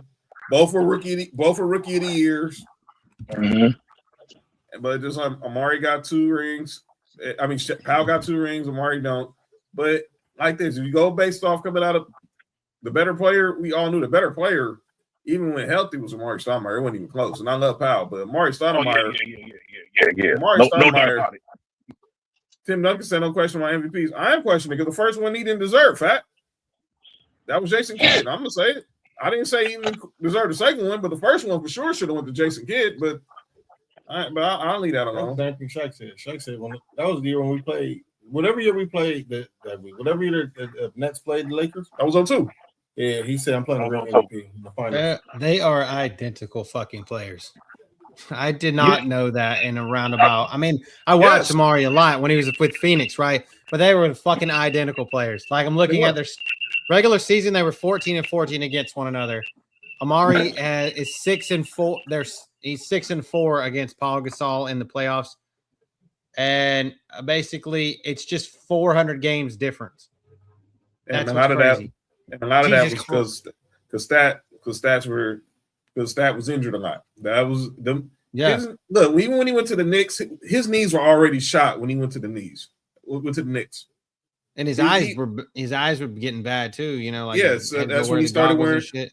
That's when he started wearing the goggles. Yeah, yeah. JT is pretty much a Spider-Man meme. If Powell's in Amari, exactly, and he should be. I'm shocked Blake Griffin didn't get in first ballot. Me personally, but that's a whole other conversation. I wanted him to win on the Knicks. I think he would have won if they would just sign LeBron, but that's a whole other conversation. I want to get to the ladies on this list, though. I want to get to the ladies on this list. I wish the Big Three would have formed 1 year later in ball. Oh, my God. Because Doc Rivers on his way of being fired. He was. And then they get KG because obviously Kevin McHale wasn't going to deal with the Lakers. So that's the only reason why it happened. Let's be real. KG should have been a Laker, but Jim Buss didn't want to trade Anthony Bynum. but I'm gonna leave that alone. You didn't know that? Did you just say Jim Buss didn't? No. Don't say it louder so I can make sure I heard that. Jim Buss did not want to trade Andrew Bynum for Kevin Garnett. That's wild. I would have. If anybody who's a Laker just fan to say that here, my favorite player of all time. John, am I lying, Cody? Any Laker fan will tell you we could have had KG if Jim Buss would have gave the Timberwolves Andrew Bynum and Lamar Odom. But he didn't want to give up Andrew Bynum. See, tick. And that's how KG ended up with Boston. Yeah, I'm so glad because I don't know if I could have lived with myself with Kevin Garnett on the Lakers. I don't know, dude. I would have. I think I would have thrown up every time I'd have looked at him in yellow and fucking purple. JT said they would not have been able to control KG. I don't care. Kobe and KG would have been fine. Kobe and KG would have been fine. I mean, we got to deal with KG and Paul Pierce talking forever for the last almost 2 decades. I think we can handle KG and Kobe would have been just okay. I just vomited as much when KG went to Brooklyn. So, yeah. Talking about highway robbery. That trade was highway robbery. What? The Boston-Brooklyn trade when KG and Paul Pierce ended up in just move on, dog. Ended up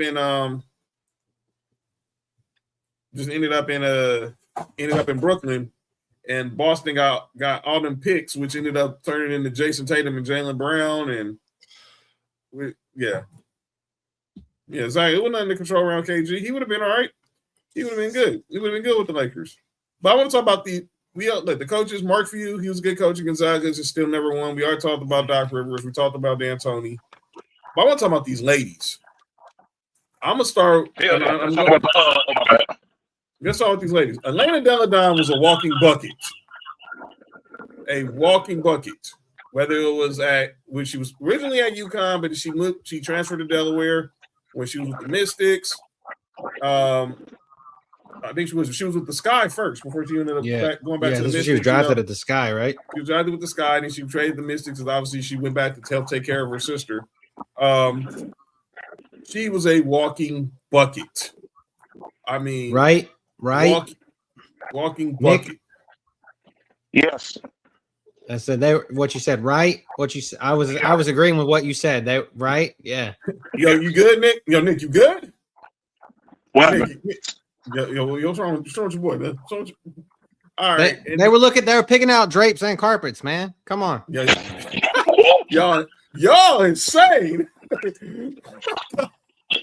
Hey, yo. All right. They're looking for a Persian rug. Shout out to him. Shout out to the Persian rugs.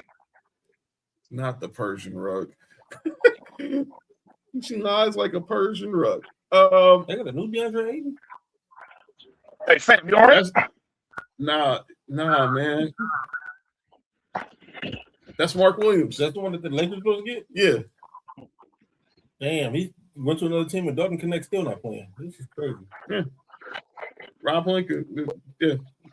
Dumbest thing Rob Pelinka ever did. Crazy. Yep. See, that's why I want to play Houston. Look at this.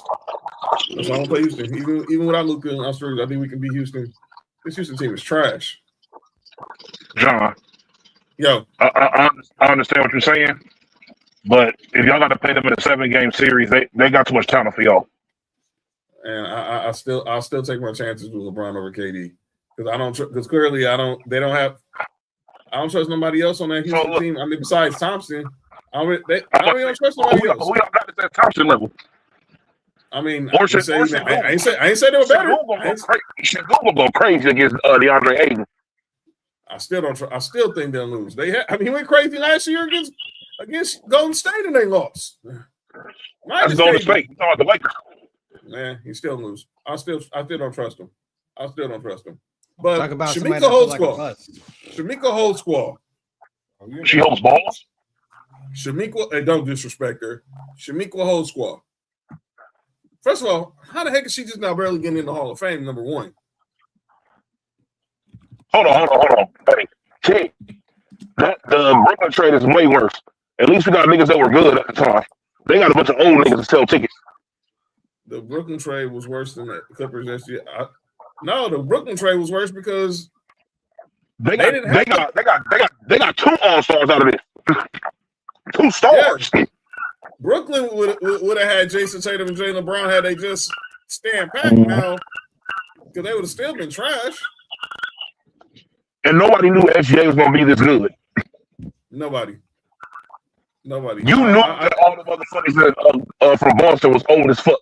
when you make the trade. KG, Paul Pierce, Jason Terry, and Courtney Lee was the youngest, but even he was near the end of his prime. But I thought the Brooklyn team was actually going to be good with ISO Joe and KG and because they still had because they had Joe Johnson and they had Joe Johnson and Darren Williams. They had Joe Johnson and Darren Williams when they traded for Magic. Wait, who else heard that? Something wrong with your boy over here. But now remember, they had Joe Johnson and Darren Williams in Brooklyn when they made that trade too. Darren Williams burnt out around that time too. He was definitely at the end of the road. But Shamiko Holdsquaw. Oh, like Wanye dating little kid. No, I'm not going there. Not going there. You know, everybody knew that already. But anyway, Shamiko Holdsquaw. If y'all don't know her, y'all better go do some film study. You good? You good? John, you good? She was you good? Wasn't she a Pat Summit product? Yes. Baller at Tennessee. Baller in the W. Yo, you good? You good? Eesh. All right. Baller. Nick Paul. I don't know. What I do? I don't know, man. I don't know. I'm just talking about Shamiko Holdsquaw, how she was a baller at Tennessee, and when she was with the Mystics. Definitely in Tennessee. Her last name was Holdsquaw. She was a crazy person. Yeah, I'm reading her bio, her personal life bio. Cody, why you saying like that, man? That's what she was. Look, she had issues with she has issues with bipolar disorder that kind of like ended her career. I wasn't talking about bipolarism. I was talking about going after people with baseball bats. See, that's why. Oh, I know the story. They did a outside the lines about it. It was crazy. I'll issue another apology for her. I'm pretty sure she did some wrong. Yo, relax. Those was the best one player since she entered college. She was dope. She was real dope. John keeps overlooking that Tennessee only had one player on the women's. Nah. Because the next player announced came from Tennessee. Took things to the next level. No. Right now they only have one player on the team. Well, yeah, they all today. Ain't my fault. I mean, ain't my fault that they all entered the portal. I mean, RP Pat Summit. I mean, they RP somebody into their portal. Good. Is it still is Tennessee's women's coach still that lady that took over right after Pat Summit, or have they got somebody since then? I think they've got somebody since then. They've had but look, you never want to have a person to follow up a legend. Oh yeah, that lady that was on her staff that was supposed to be the next Pat Summit. She was good for like the first year with Pat Summit people or players, and then it was the same thing with North Carolina. We was talking about after Dean Smith. We went to Bill Guthrie. Kim Caldwell. Yeah, she's the coach. She's the current coach. She's the current coach right now of the Lady Walls right now. But what about Candace Parker? What about Candace Parker? What about her? Again, she's going into the Hall of Fame this year. She should have been in the Hall of Fame while she was still playing. Yeah, nigga, she won MVP and Rookie of the Year. That was insane. The only person did that was Wood, right? I can remember. Well, as far as I can remember. Candace Parker. Did she contribute? Did she contribute to Sheldon Williams' forehead? No, by slamming it into the bedboard. By slamming it into the bedboard, hitting it from the back. Nope. She slammed his head into the bedboard. Yeah, changed everything now. Yeah, she was slamming his head into the bedboard. Yo, that's insane. What's wrong with you? They were playing. They were playing that Earth of Trading Places. He was her beard. You didn't know? Yeah. They both had beards. No, Nick. You did not just say that. She called him a bearded dragon. Her slamming him head into the background is crazy. She went to Duke anyway, so forget him. Forehead into the bedboard. Yep, headboard. Whatever. And who's on the team with him during that time? Pig, what I do? What Candace was with? When Candace was with the Sparks? No. Who's on Sheldon's team during that time? Oh, Duke. Who cares? I think that was 05. That was like 05. Like, hey man, don't disrespect. Hey man, don't disrespect Psycho T like that. My bad. That was an unfair joke. Yeah, man, don't do that, man. One of the few white players in North Carolina that went to that didn't go to Duke. Yeah, I think he was there in like 05, like 2000 era, I think. Oh, I can't remember. He was on the Lake. He was on the Celtics. He graduated. He was drafted in 06. Sheldon was. He was on. He was on the teams with JJ Redick. Mm. He was on the JJ Redick teams. Yeah. But congratulations to all those. Yeah. Well, let somebody tell you he's the greatest player. He was one of the 5 greatest careers in college basketball. Did you knock something over? Hold on, Dan, right back. JJ was a hooper in college. I'm not gonna knock that. I'm not knocking that. Well, was he one of the 5 greatest players? He had one of the 5 greatest careers in college basketball? He won Player of the Year twice. Yeah, but is that better? That's top 5? I'm just saying he had Player of the Year twice, right? Yeah. 2 or 3 times. Yeah, look it up. I think it was 2. I think he won it his junior year and his senior year. How many championships they won? 1? Duke? Did he win a championship when he was there? 03. Because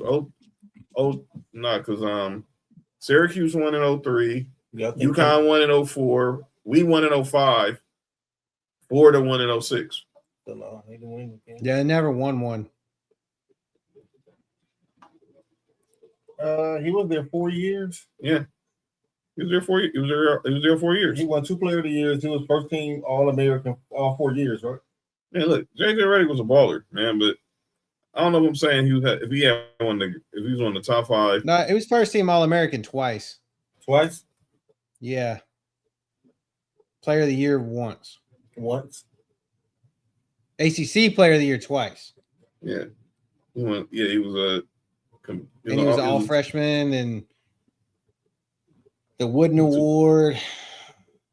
Yeah, he was a 2-time. It's a first 2-time All-American, ACC 2-time Conference Player of the Year, National College Player, yeah, and obviously 2-time All-ACC. He's been multiple-time All-ACC. We all know he was in his Player of the Year, his senior year, but yeah, look, man, you ain't got to look. He was good. There was some other careers I probably took ahead of JJ's, well, especially at Duke alone. I would think there was.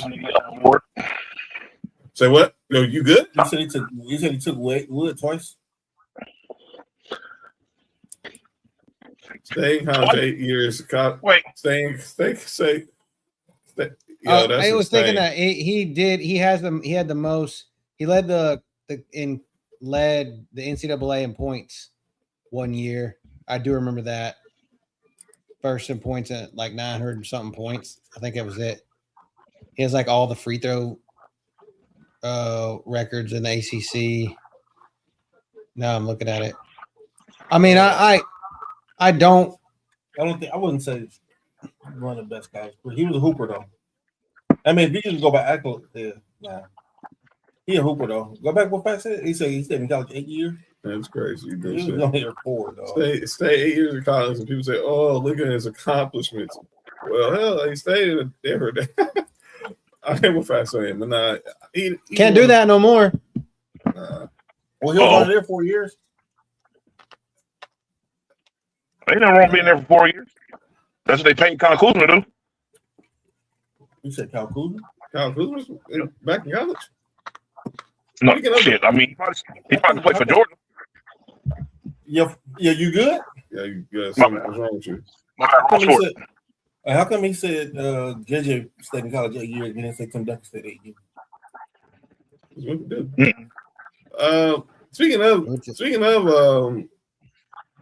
Speaking of Milwaukee, this story with Giannis and the Bucks. Who they coach? The dude who's going to the Hall of Fame, Glenn Rivers. So y'all been following this story with the Bucks where they're pretty much getting investigated for did Giannis actually, are they illegally sitting Giannis out of games? You mean like the Pelicans did with Anthony Davis? Yeah, that. And Giannis claims he clearly wants to play. He's obviously feels like they're trying to sit him out intentionally, and now he's the character witness in his own case. That's the crazy part. And obviously, it talks about how fractured this whole situation is with the Bucks. And I'm saying it from the moment this happened. Giannis needed to go ahead and be the bad guy. He didn't want to be the bad guy because he wants to be out of Milwaukee, but he doesn't want to come out and say it. Just own it. You don't want to be there. But no, you don't want nobody to say, you don't want nobody to say anything bad about you. Well, that's because you get drugged through the mud if you ask for a trade, no matter how terrible a situation you in. Well, he did. In the summer, he tried to get traded to the Knicks, but they didn't have nothing to trade for him for. Yeah, but it's just the way the media attacks players when they ask for a trade is just ridiculous. Like, and some people don't feel like dealing with that, especially somebody who, like, for example, somebody like Giannis who really hasn't done anything bad. Like, he's a likable player, he's a likable guy, and stuff like that. And he gets unnecessarily drugged through the mud because he was getting himself out of a better situation when, in all actuality, he owes he owes them nothing. He's won MVPs there. He brought them a championship. He brought them back to relevancy, everything. His number's going to be retired there, even though he never had that number in the first place. So it's like, what more can I do for you, especially in a situation where we're basically going through a rebuild and I'm in my prime. Well, I can still go somewhere and very much be the best player on the championship team. Very easily still be the best player on the championship team somewhere else. My status as a player is being brought down because of this team. He should have never came back. The Braves and Angels are fighting right now. Are you throwing hands? Mm-hmm. Oh, wow.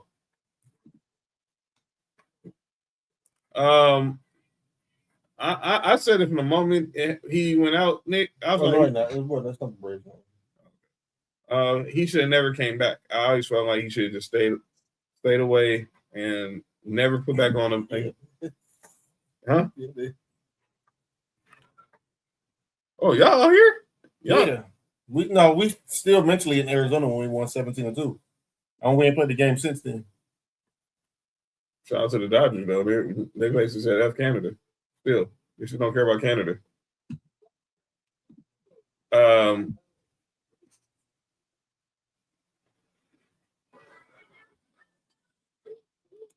But yeah, I think Giannis needs to. Yeah, I think Giannis needs to go ahead and just axe out of New York and go about his business. Outside Milwaukee and go about his business. Stop trying to play the nice guy. You're forever gonna be a Bucks legend, but you don't want to be there. So just get going. Get ghost. Hey, adios. Bye. If things couldn't went any worse for the Lakers, losing Luka and Austin Reeves was twice. It is worse. So now Austin Reeves, he has an oblique injury. He's going to be out 4 to 6 weeks. Luka's in Europe getting some, or whatever type of treatment he is on his hamstring. He's definitely getting traded by the summer, Sam. Where's Luka head at? Your guess is as good as mine. And why is Austin Reeves making that face with? I don't know. Where's Austin Reeves hand at? Yo, Nick, what's wrong with you? Hey, Nick. What is Luka doing to Austin Reeves? Make that face, dog. No. What's the heck is up with Nick in this comment? What happened? What he said? Dude, you trying to call me Avon Barksdale right now? What are you saying, dude? Jesus. You trying to call me my Stringer Bell, D'Angelo, Avon Barksdale? What? That Stringer Balls? Yo, chill. You makes it sound like a dude from The Wire right now. Never mind. But anyway, yeah, they're out for and obviously the here's the brawl right now. Yo, dang. So Mark's Braves are fighting Knicks Angels right now at the Big A. Ironically, that's a former Brave. And the Braves are up 4-2 right now in the bottom of the 6th inning. Look, I don't think if Luka and Austin Reeves don't come back, the season's pretty. I didn't think they were going to win a championship anyway. But if depending on the matchup, if they fall to if they have to run into Minnesota or Denver, I think they lose. I still think they can beat Houston because I just don't trust them. I think between the years mentally, I just don't think there can be a win a playoff series. But that's just me. Yo, relax, Nick. Relax, Nick. All right. But let's get to the NFL. Let's do some NFL talk before we get up out of here and get to calling out names. But we gotta let's get there because we're 2 weeks away from our NFL draft. And of course, the Sports4U draft show. Watch along 2 weeks from Thursday. Going down here for round 1. So and I made sure I'll be there for the show. I had to put in a personal day so I can make sure I'll be there for the draft show. He said I'll be sure. He said he'll be sure he'll be there for the draft. He didn't say nothing about no night and day. Relax. So Bill Barnwell. They don't know about that, Nick. They don't know about that, Nick. So Bill Barnwell, he does a mock draft where he does trades for every pick. So there were some notable ones in this draft. I'm gonna start with you, Nick. He does like a mock trade for each pick. So he has y'all saying y'all trade down one spot with the Jets, and y'all take the 2, y'all get the 33rd and the 103. Would y'all and the Jets would take the first pick and probably draft Fernando Mendoza. Would you have ever considered that, Nick? If that happens, the Raiders already got older Fernando Mendoza. Oh, we gotta get Nick back over here. Nick, no pun intended, Nick froze. All right, there you go, Nick. I dropped my phone. Say it again, John. My bad. So Bill Barnwell has a mock trade for you guys. Y'all trade the number 1 to the Jets. Hey, another former Brave. What the hell the Angels doing over there? For the number 2 pick, the 33rd pick, and the 103rd pick. Oh shit, that's Travis Arnaud. What's that? Travis Arnaud. Yeah, that's what I said. Another Brave. Wow. They got Jorge Soler too. That's what was fighting.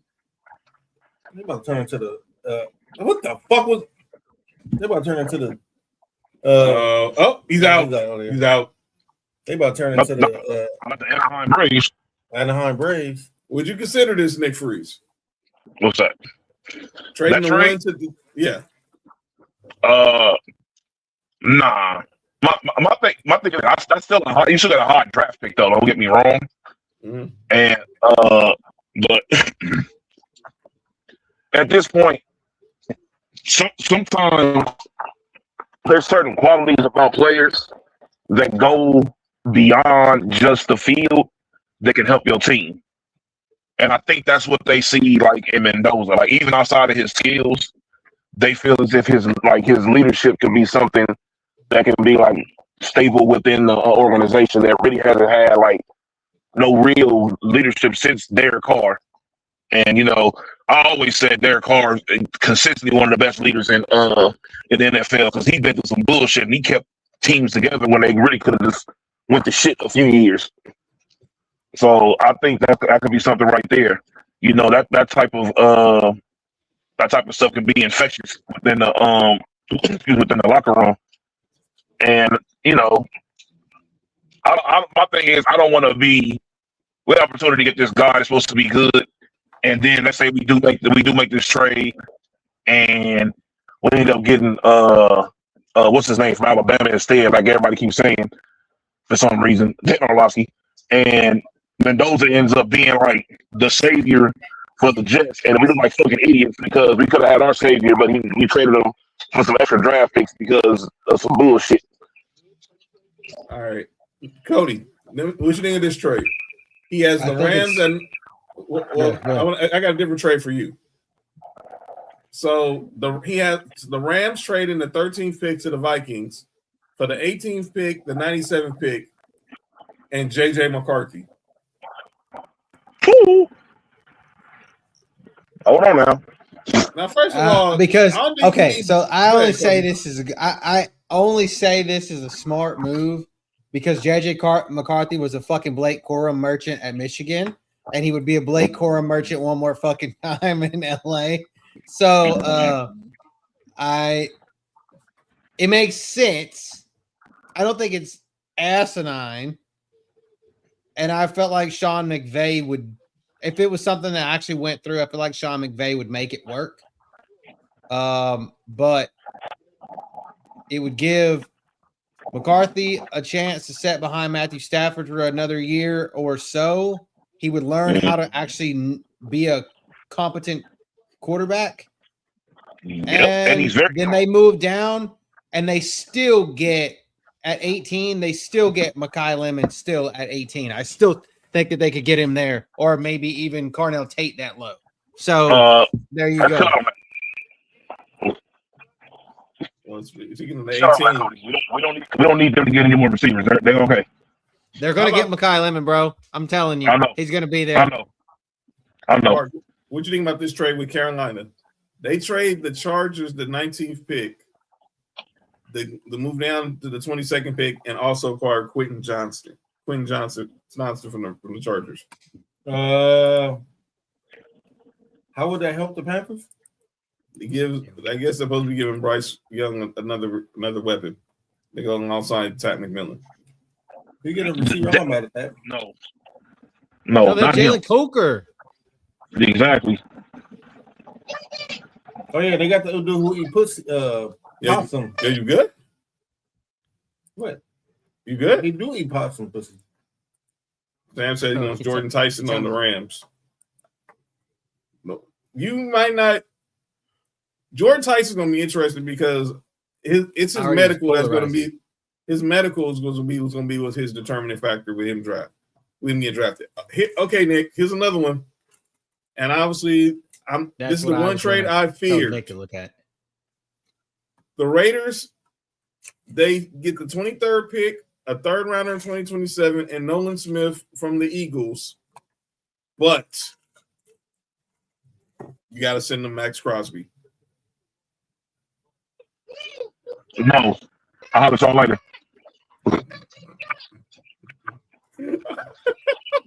Thank you for not helping the Eagles.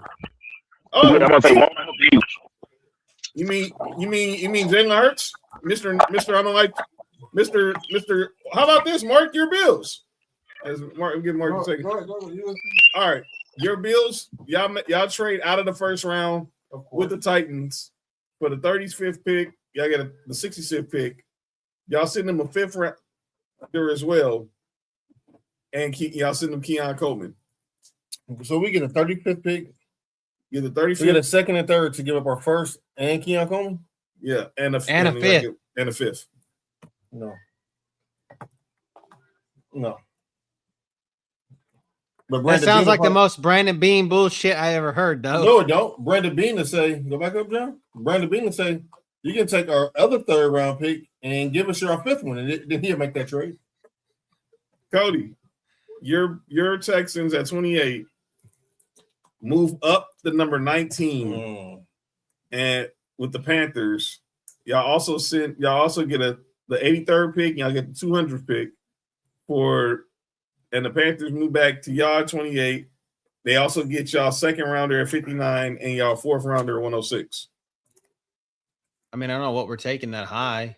I mean, my interior offensive lineman maybe, or maybe Sadiq, the tight end out of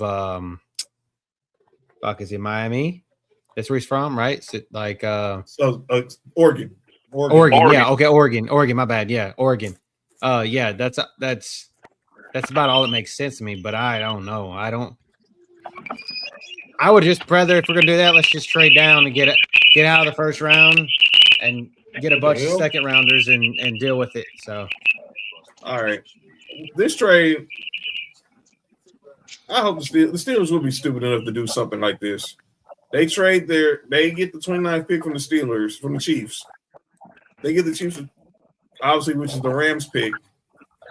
And they get the 53rd pick, 121, but they also get Adam Tyson from the Steelers. Immediately, no. Alex Highsmith is nice. Yeah, I don't want him on the Chiefs though. Giving him the fucking Spags would be asking for trouble. Exactly.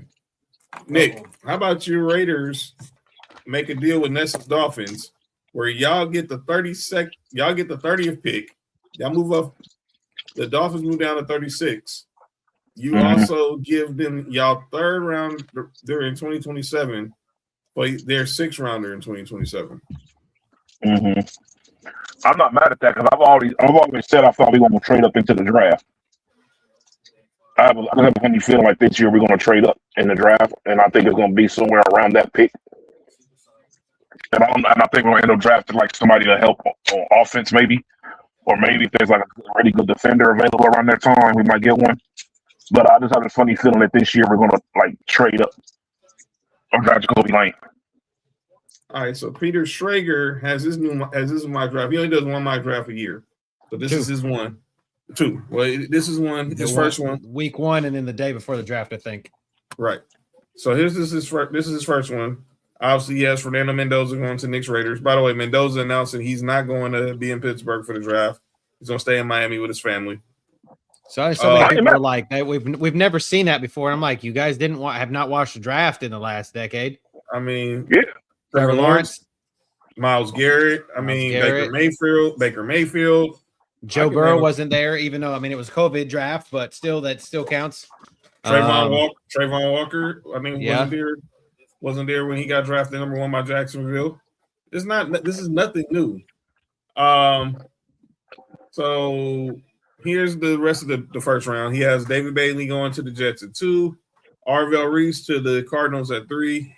He has Jeremiah Love going to the Titans at 4. Francis Muigala to the Giants at 5. Spencer Fernald to the Browns at 6. Sonny Styles to the Commanders at 7. Ruben Bain to the Saints at 8. Jordan Tyson to the Chiefs at number 9. Mansour Delane goes to the Bengals at 10. Carnell Tate to the Dolphins at 11. Caleb Downs to the Cowboys at 12. The Rams get Mekhi Lemon at 13. Kenyon Sadiq to the Ravens at 14. My guy Jermon McCoy going to the Titans at 15. Omar Cooper Jr. to the Jets at 16. Olive Uwane going to the Giants to the Lions at 17. Emmanuel McNeil Warren from Toledo going to the Vikings. I like that safety. Monroe Freeman, y'all boy, Mark and Cody going to the Panthers. Akeem Metasur from Miami going to the Cowboys. TJ Parker from Clemson to the Steelers. Blake Miller from Clemson to the Chargers. Denzel Boston from the receiver from Washington to the Eagles. KC Concepcion to the Browns.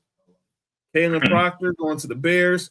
Markey has y'all taking Caden McDaniel from Ohio State. Caleb Lamou going to San Francisco. Cody has y'all taking Max Eichenacre from Arizona State. He has the Chiefs taking my other guy, Colton Hood from Tennessee. The Dolphins with our pick taking Dylan Thiemann from Oregon. What's his name? Thiemann or whatever his name is. I don't know. That's the same. New England Patriots taking Keelan Rutledge at 31, and then Jadarian Price, the other running back from Notre Dame. Getting 2 running backs getting taken in the first round. You hearing something? Look, Schrager's mocks are pretty accurate. He hears stuff. This is what he be hearing. I'm gonna say this. Did you see how much Notre Dame ran the ball last year? They literally had a 2-back system when they basically had 2 running backs running for down there. Well, I don't know if he ran for 1,000, but old boy for sure did. All they did was run the fucking ball. Oh wow! Oh, like take getting a little physical. So y'all been hearing that what's his name from the Giants? Dexter Lawrence requested a trade. Yeah. Yes. Requested a trade. Can people please stop tying Buffalo to that? Do they know who our GM is? Hey, dog. They said they want a second round pick. Hey, Nick, I'll give him a first round pick. Hey, look, no lie. The amount of pressure that he brings as a nose guard is absolutely unbelievable. He has 108 pressures since he's gotten drafted. The next closest person to him is old boy from Big Vita from what you call it? From the Bucks. Tampa. At 32. Vita Vea. Hey, Nick, I'll give him a first round pick. 32. I don't know about that yet, Sam. He's a project for sure. Hey, who's on the project? Taylor Green, the quarterback from Arkansas, he'll be a franchise QB. I don't want to know about that. Get the fuck out of here. I've heard all that before. By Yeah, okay. the way, Schrager, no Ty Simpson in the first round. Because he's not that good. Well, let Dan Yeah, Orlovsky talk, but he hasn't Well, heard. Dan Orlovsky's on payroll, so he got to do that. But we have some. So I think that and that Arizona State pick, I'm just saying for us picking an Arizona State player, that's on par. And I just say that is like we pick Iowa State or Arizona State players or teams. We just literally in the first round or the second round or third round, we love guys that come from colleges that are red and yellow. So, well, just our pretty first much. our first round pick is already in OTAs, and that's Jalen Waddle. So we'll see what we do in the second round. My Wolverine. Yeah, this is definitely a weak quarterback class. Next year is the class you want to be in with, possibly if they live up to the hype. But we got some pro prospect comps, and Cody, you're a good person to have this on because obviously you dabble in fantasy football. So I want to get you some of your thoughts on some of these comps. Cedric Falk, they comparing him to Cam Jordan. Spencer Fernello from Utah, they're comparing him to Charles Cross. Jordan Tyson, they're comparing him to Jerry Jeudy. That's not good.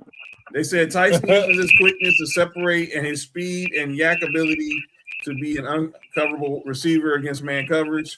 Like Jeudy, he can be too complex in his releases, and struggle with physicality through the route. But a healthy Tyson can be both a big play threat and a high volume receiver in the league. I just heard that he's like super polarizing. He's either going to be taken inside the top 10 or outside. He's going to be in the bottom. I don't think he's in the middle somewhere. I think he's just either at the top or at the bottom from whatever thing that I've heard. Those two guys forgot. Nick. What happened? Sheesh. That's wild, Nick. He compared Omar Cooper Jr. to Rasheed Rice. Said Cooper had a breakout season for Indiana 2025, hauling in 13 touchdowns. Over 50% of his receiving yards were yards after the catch. The area of his game that best mirrors Rasheed Rice's skill set. Cooper does an excellent job in setting up blocks. He's patient and has good vision and shows overall contact balance to chew up yards. Hey, is his driving skill set better than Rasheed Rice, though? I hope so. Rasheed Rice not the one that got arrested for domestic violence? Yes. That too. That too. Yeah. They're comparing Arvell Reese to Micah Parsons. No. Monroe Freeling, y'all guy, to another Georgia lineman, Broderick Jones. Francis Muigala, they're comparing him to my guy, Darnell Wright. Jonah Coleman, they're comparing him to David Montgomery. Kyle Lewis, comparing him. Whoa, slow down. That's crazy. To Derek. They're comparing Kyle Lewis to Derek Brooks. All right. Are we seeing who actually made this comparison? Yes. This was Lewis Riddick said this. Okay. So that's what I'm saying. That's what I'm saying. Like, are we looking at who's actually making this comparison? Yeah, I'm gonna give it.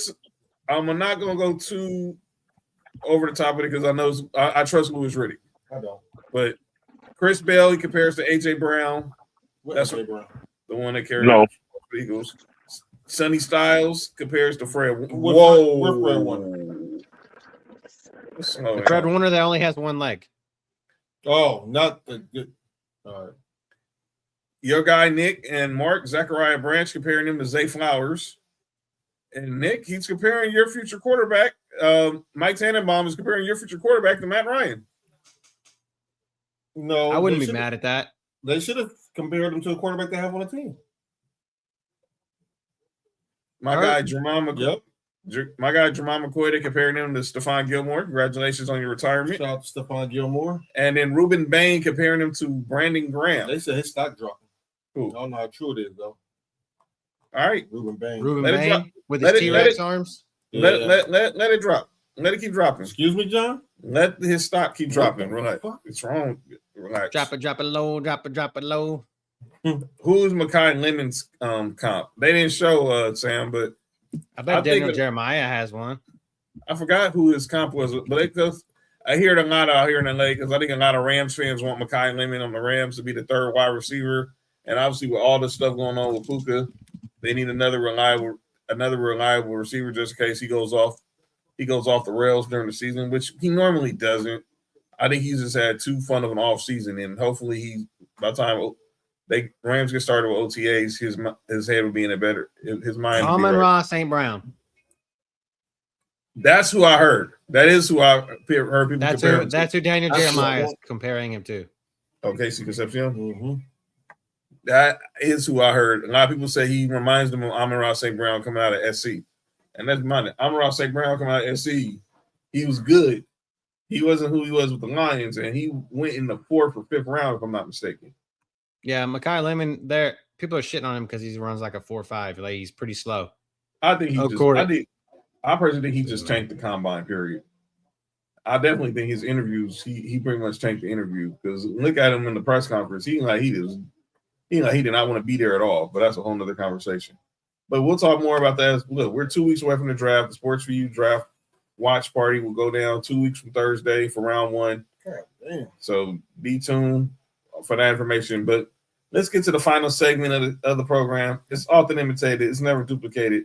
Some people who say stuff in the sports world need to get called out for it, and this is the place where we do it. It is time for calling out names. All right. So let me go ahead and get to my calling out names. I got one person. That's not real, huh? You got Doc Rivers. I haven't heard that.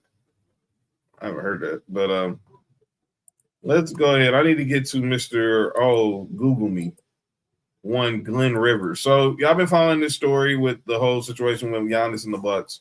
And obviously it seemed like there's been a lot of dissension in the Bucks locker room, and Glenn Rivers has been at the center of it. So as he had during a team meeting with his Buck players, and obviously there was been a lot of resentment towards him and stuff like that. Whatever. Go read the article. I don't have time to go through all that. Look at me. Google me. Look at my resume. Google me. He said, "Look at my resume. Google me."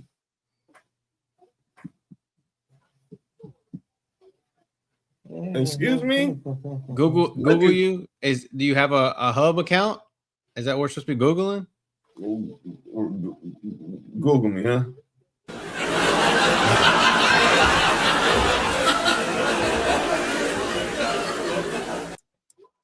That's funny. No, it's not.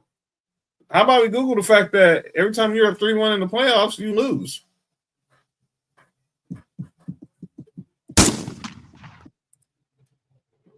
We can Google that. You ain't done nothing since you've been in Milwaukee. You didn't do nothing with the Clippers. You still lent off that one title with the Celtics.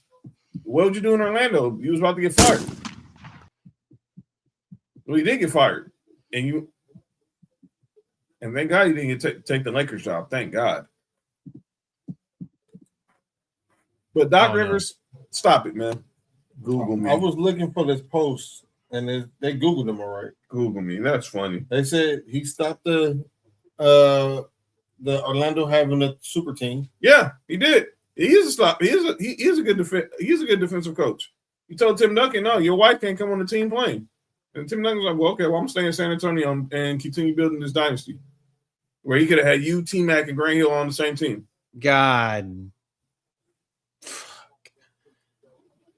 My God. Like, can we reimagine? You know, that happened in another timeline somewhere? Like, literally in another timeline. That shit. I had it on NBA Live. Tim Duncan was on the fucking Magic with Grant Hill and T-Mac. And think about it. Grant Hill is still dealing with those injuries after he left Detroit. If you get Tim Duncan there, he does not rush back. And T-Mac turned into what year is that? What year is that? 2001. That was the year he became a free agent. Because we signed that was 2001 was when T-Mac and Grant Hill ended up signing with the Magic. Mike Miller, Bo. Oh my God. Mike Miller was rookie of the year. Mike Miller, Bo Outlaw, John Ameche, Michael Doliak, and Andrew DeClaire. Holy shit. With Timmy D, that would be disgustingly. They would have been bad. They've been so bad. They'd have been. That's why they had to sign. And bad in a good way. And they would have had T-Mac and Grant Hill. But Doc Rivers told Tim Duncan, "No, your wife can't come on the team playing." Wow. That was stupid. How stupid was that? How stupid was that? Yeah. So Doc Rivers. That's why if you want to Google Doc Rivers, make sure y'all look up Doc Rivers Orlando Magic. Then they end up with Horace Grant's and Patrick Ewing's old aged out ass the next season. Oh my God, that was disgusting. But yeah, that's my call now names. Go ahead, Mark. I was gonna put somebody on there, but Stephen A. Smith and Matt Barnes and Pat Beverly. Oh my God. I don't know what's going on here. I don't know what y'all got going on. It's insane. But all this need to stop, man. Yeah. All right. We all know the situation with Stephen A. and Matt Barnes was over the whole LeBron Memphis comments thing. And now LeBron was right. And let me say this: for someone who has family roots in Memphis, I didn't have a problem with anything LeBron said. I know what Memphis is like. I know everything he said about it is true. Listen, man. Once I heard a player got robbed walking from the arena to the hotel, which is right across the street, it was enough for me. The hotels in Memphis are not the best. And Jeff T came out on 520. He said it. He said he tried to take an ice bath and the water turned brown. That's disgusting. Did he get in it when the water turned brown, or he was in there getting ready to take an ice bath? Oh, he didn't get in yet. I don't think he was he was getting ready to take an ice bath and the water turned brown. And then, by the way, I'm seeing Jeff T when I'm in Vegas for WWE World. He's 520. He's doing a podcast on Sunday here.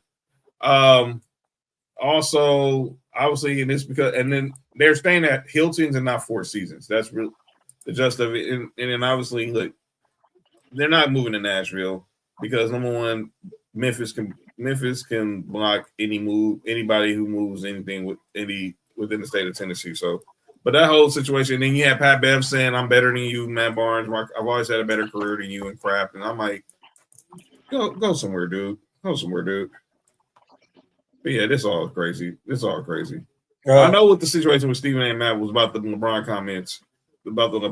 And Stephen A. asked him, "Well, you talking about that? Why didn't you didn't question when Gavin Newsom about everything going on in California?" What did the people on the golf course ask him about that? About what? What's going on in California? Or they asked him what's the best city to play in? No. Stephen A. Smith got to shut the fuck up. But I don't know this. But that LeBron did not your mouth. Pause. Let him piss.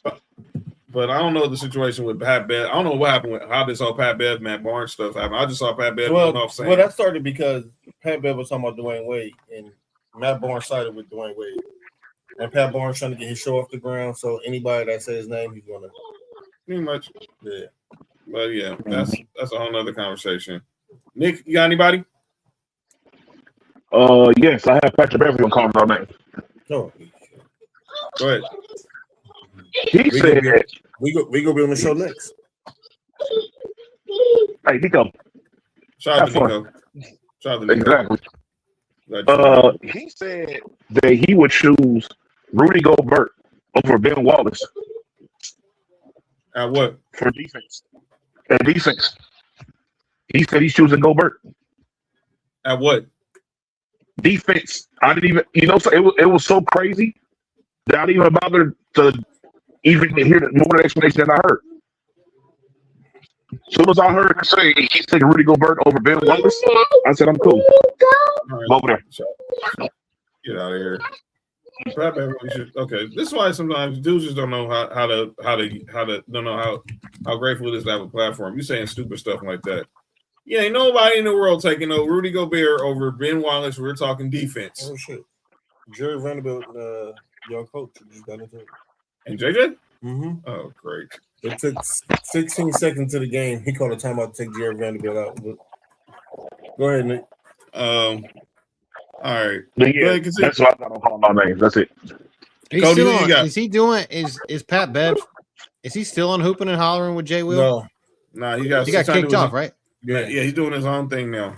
Yeah, he's trying to get a show off. That's what I'm saying, trying to get a show off the ground. So anybody who say Pat Bev's name, who has any kind of clout, he's gonna. Yeah. That's type of attention. He still think Chris Paul's overrated, but that's a whole nother conversation.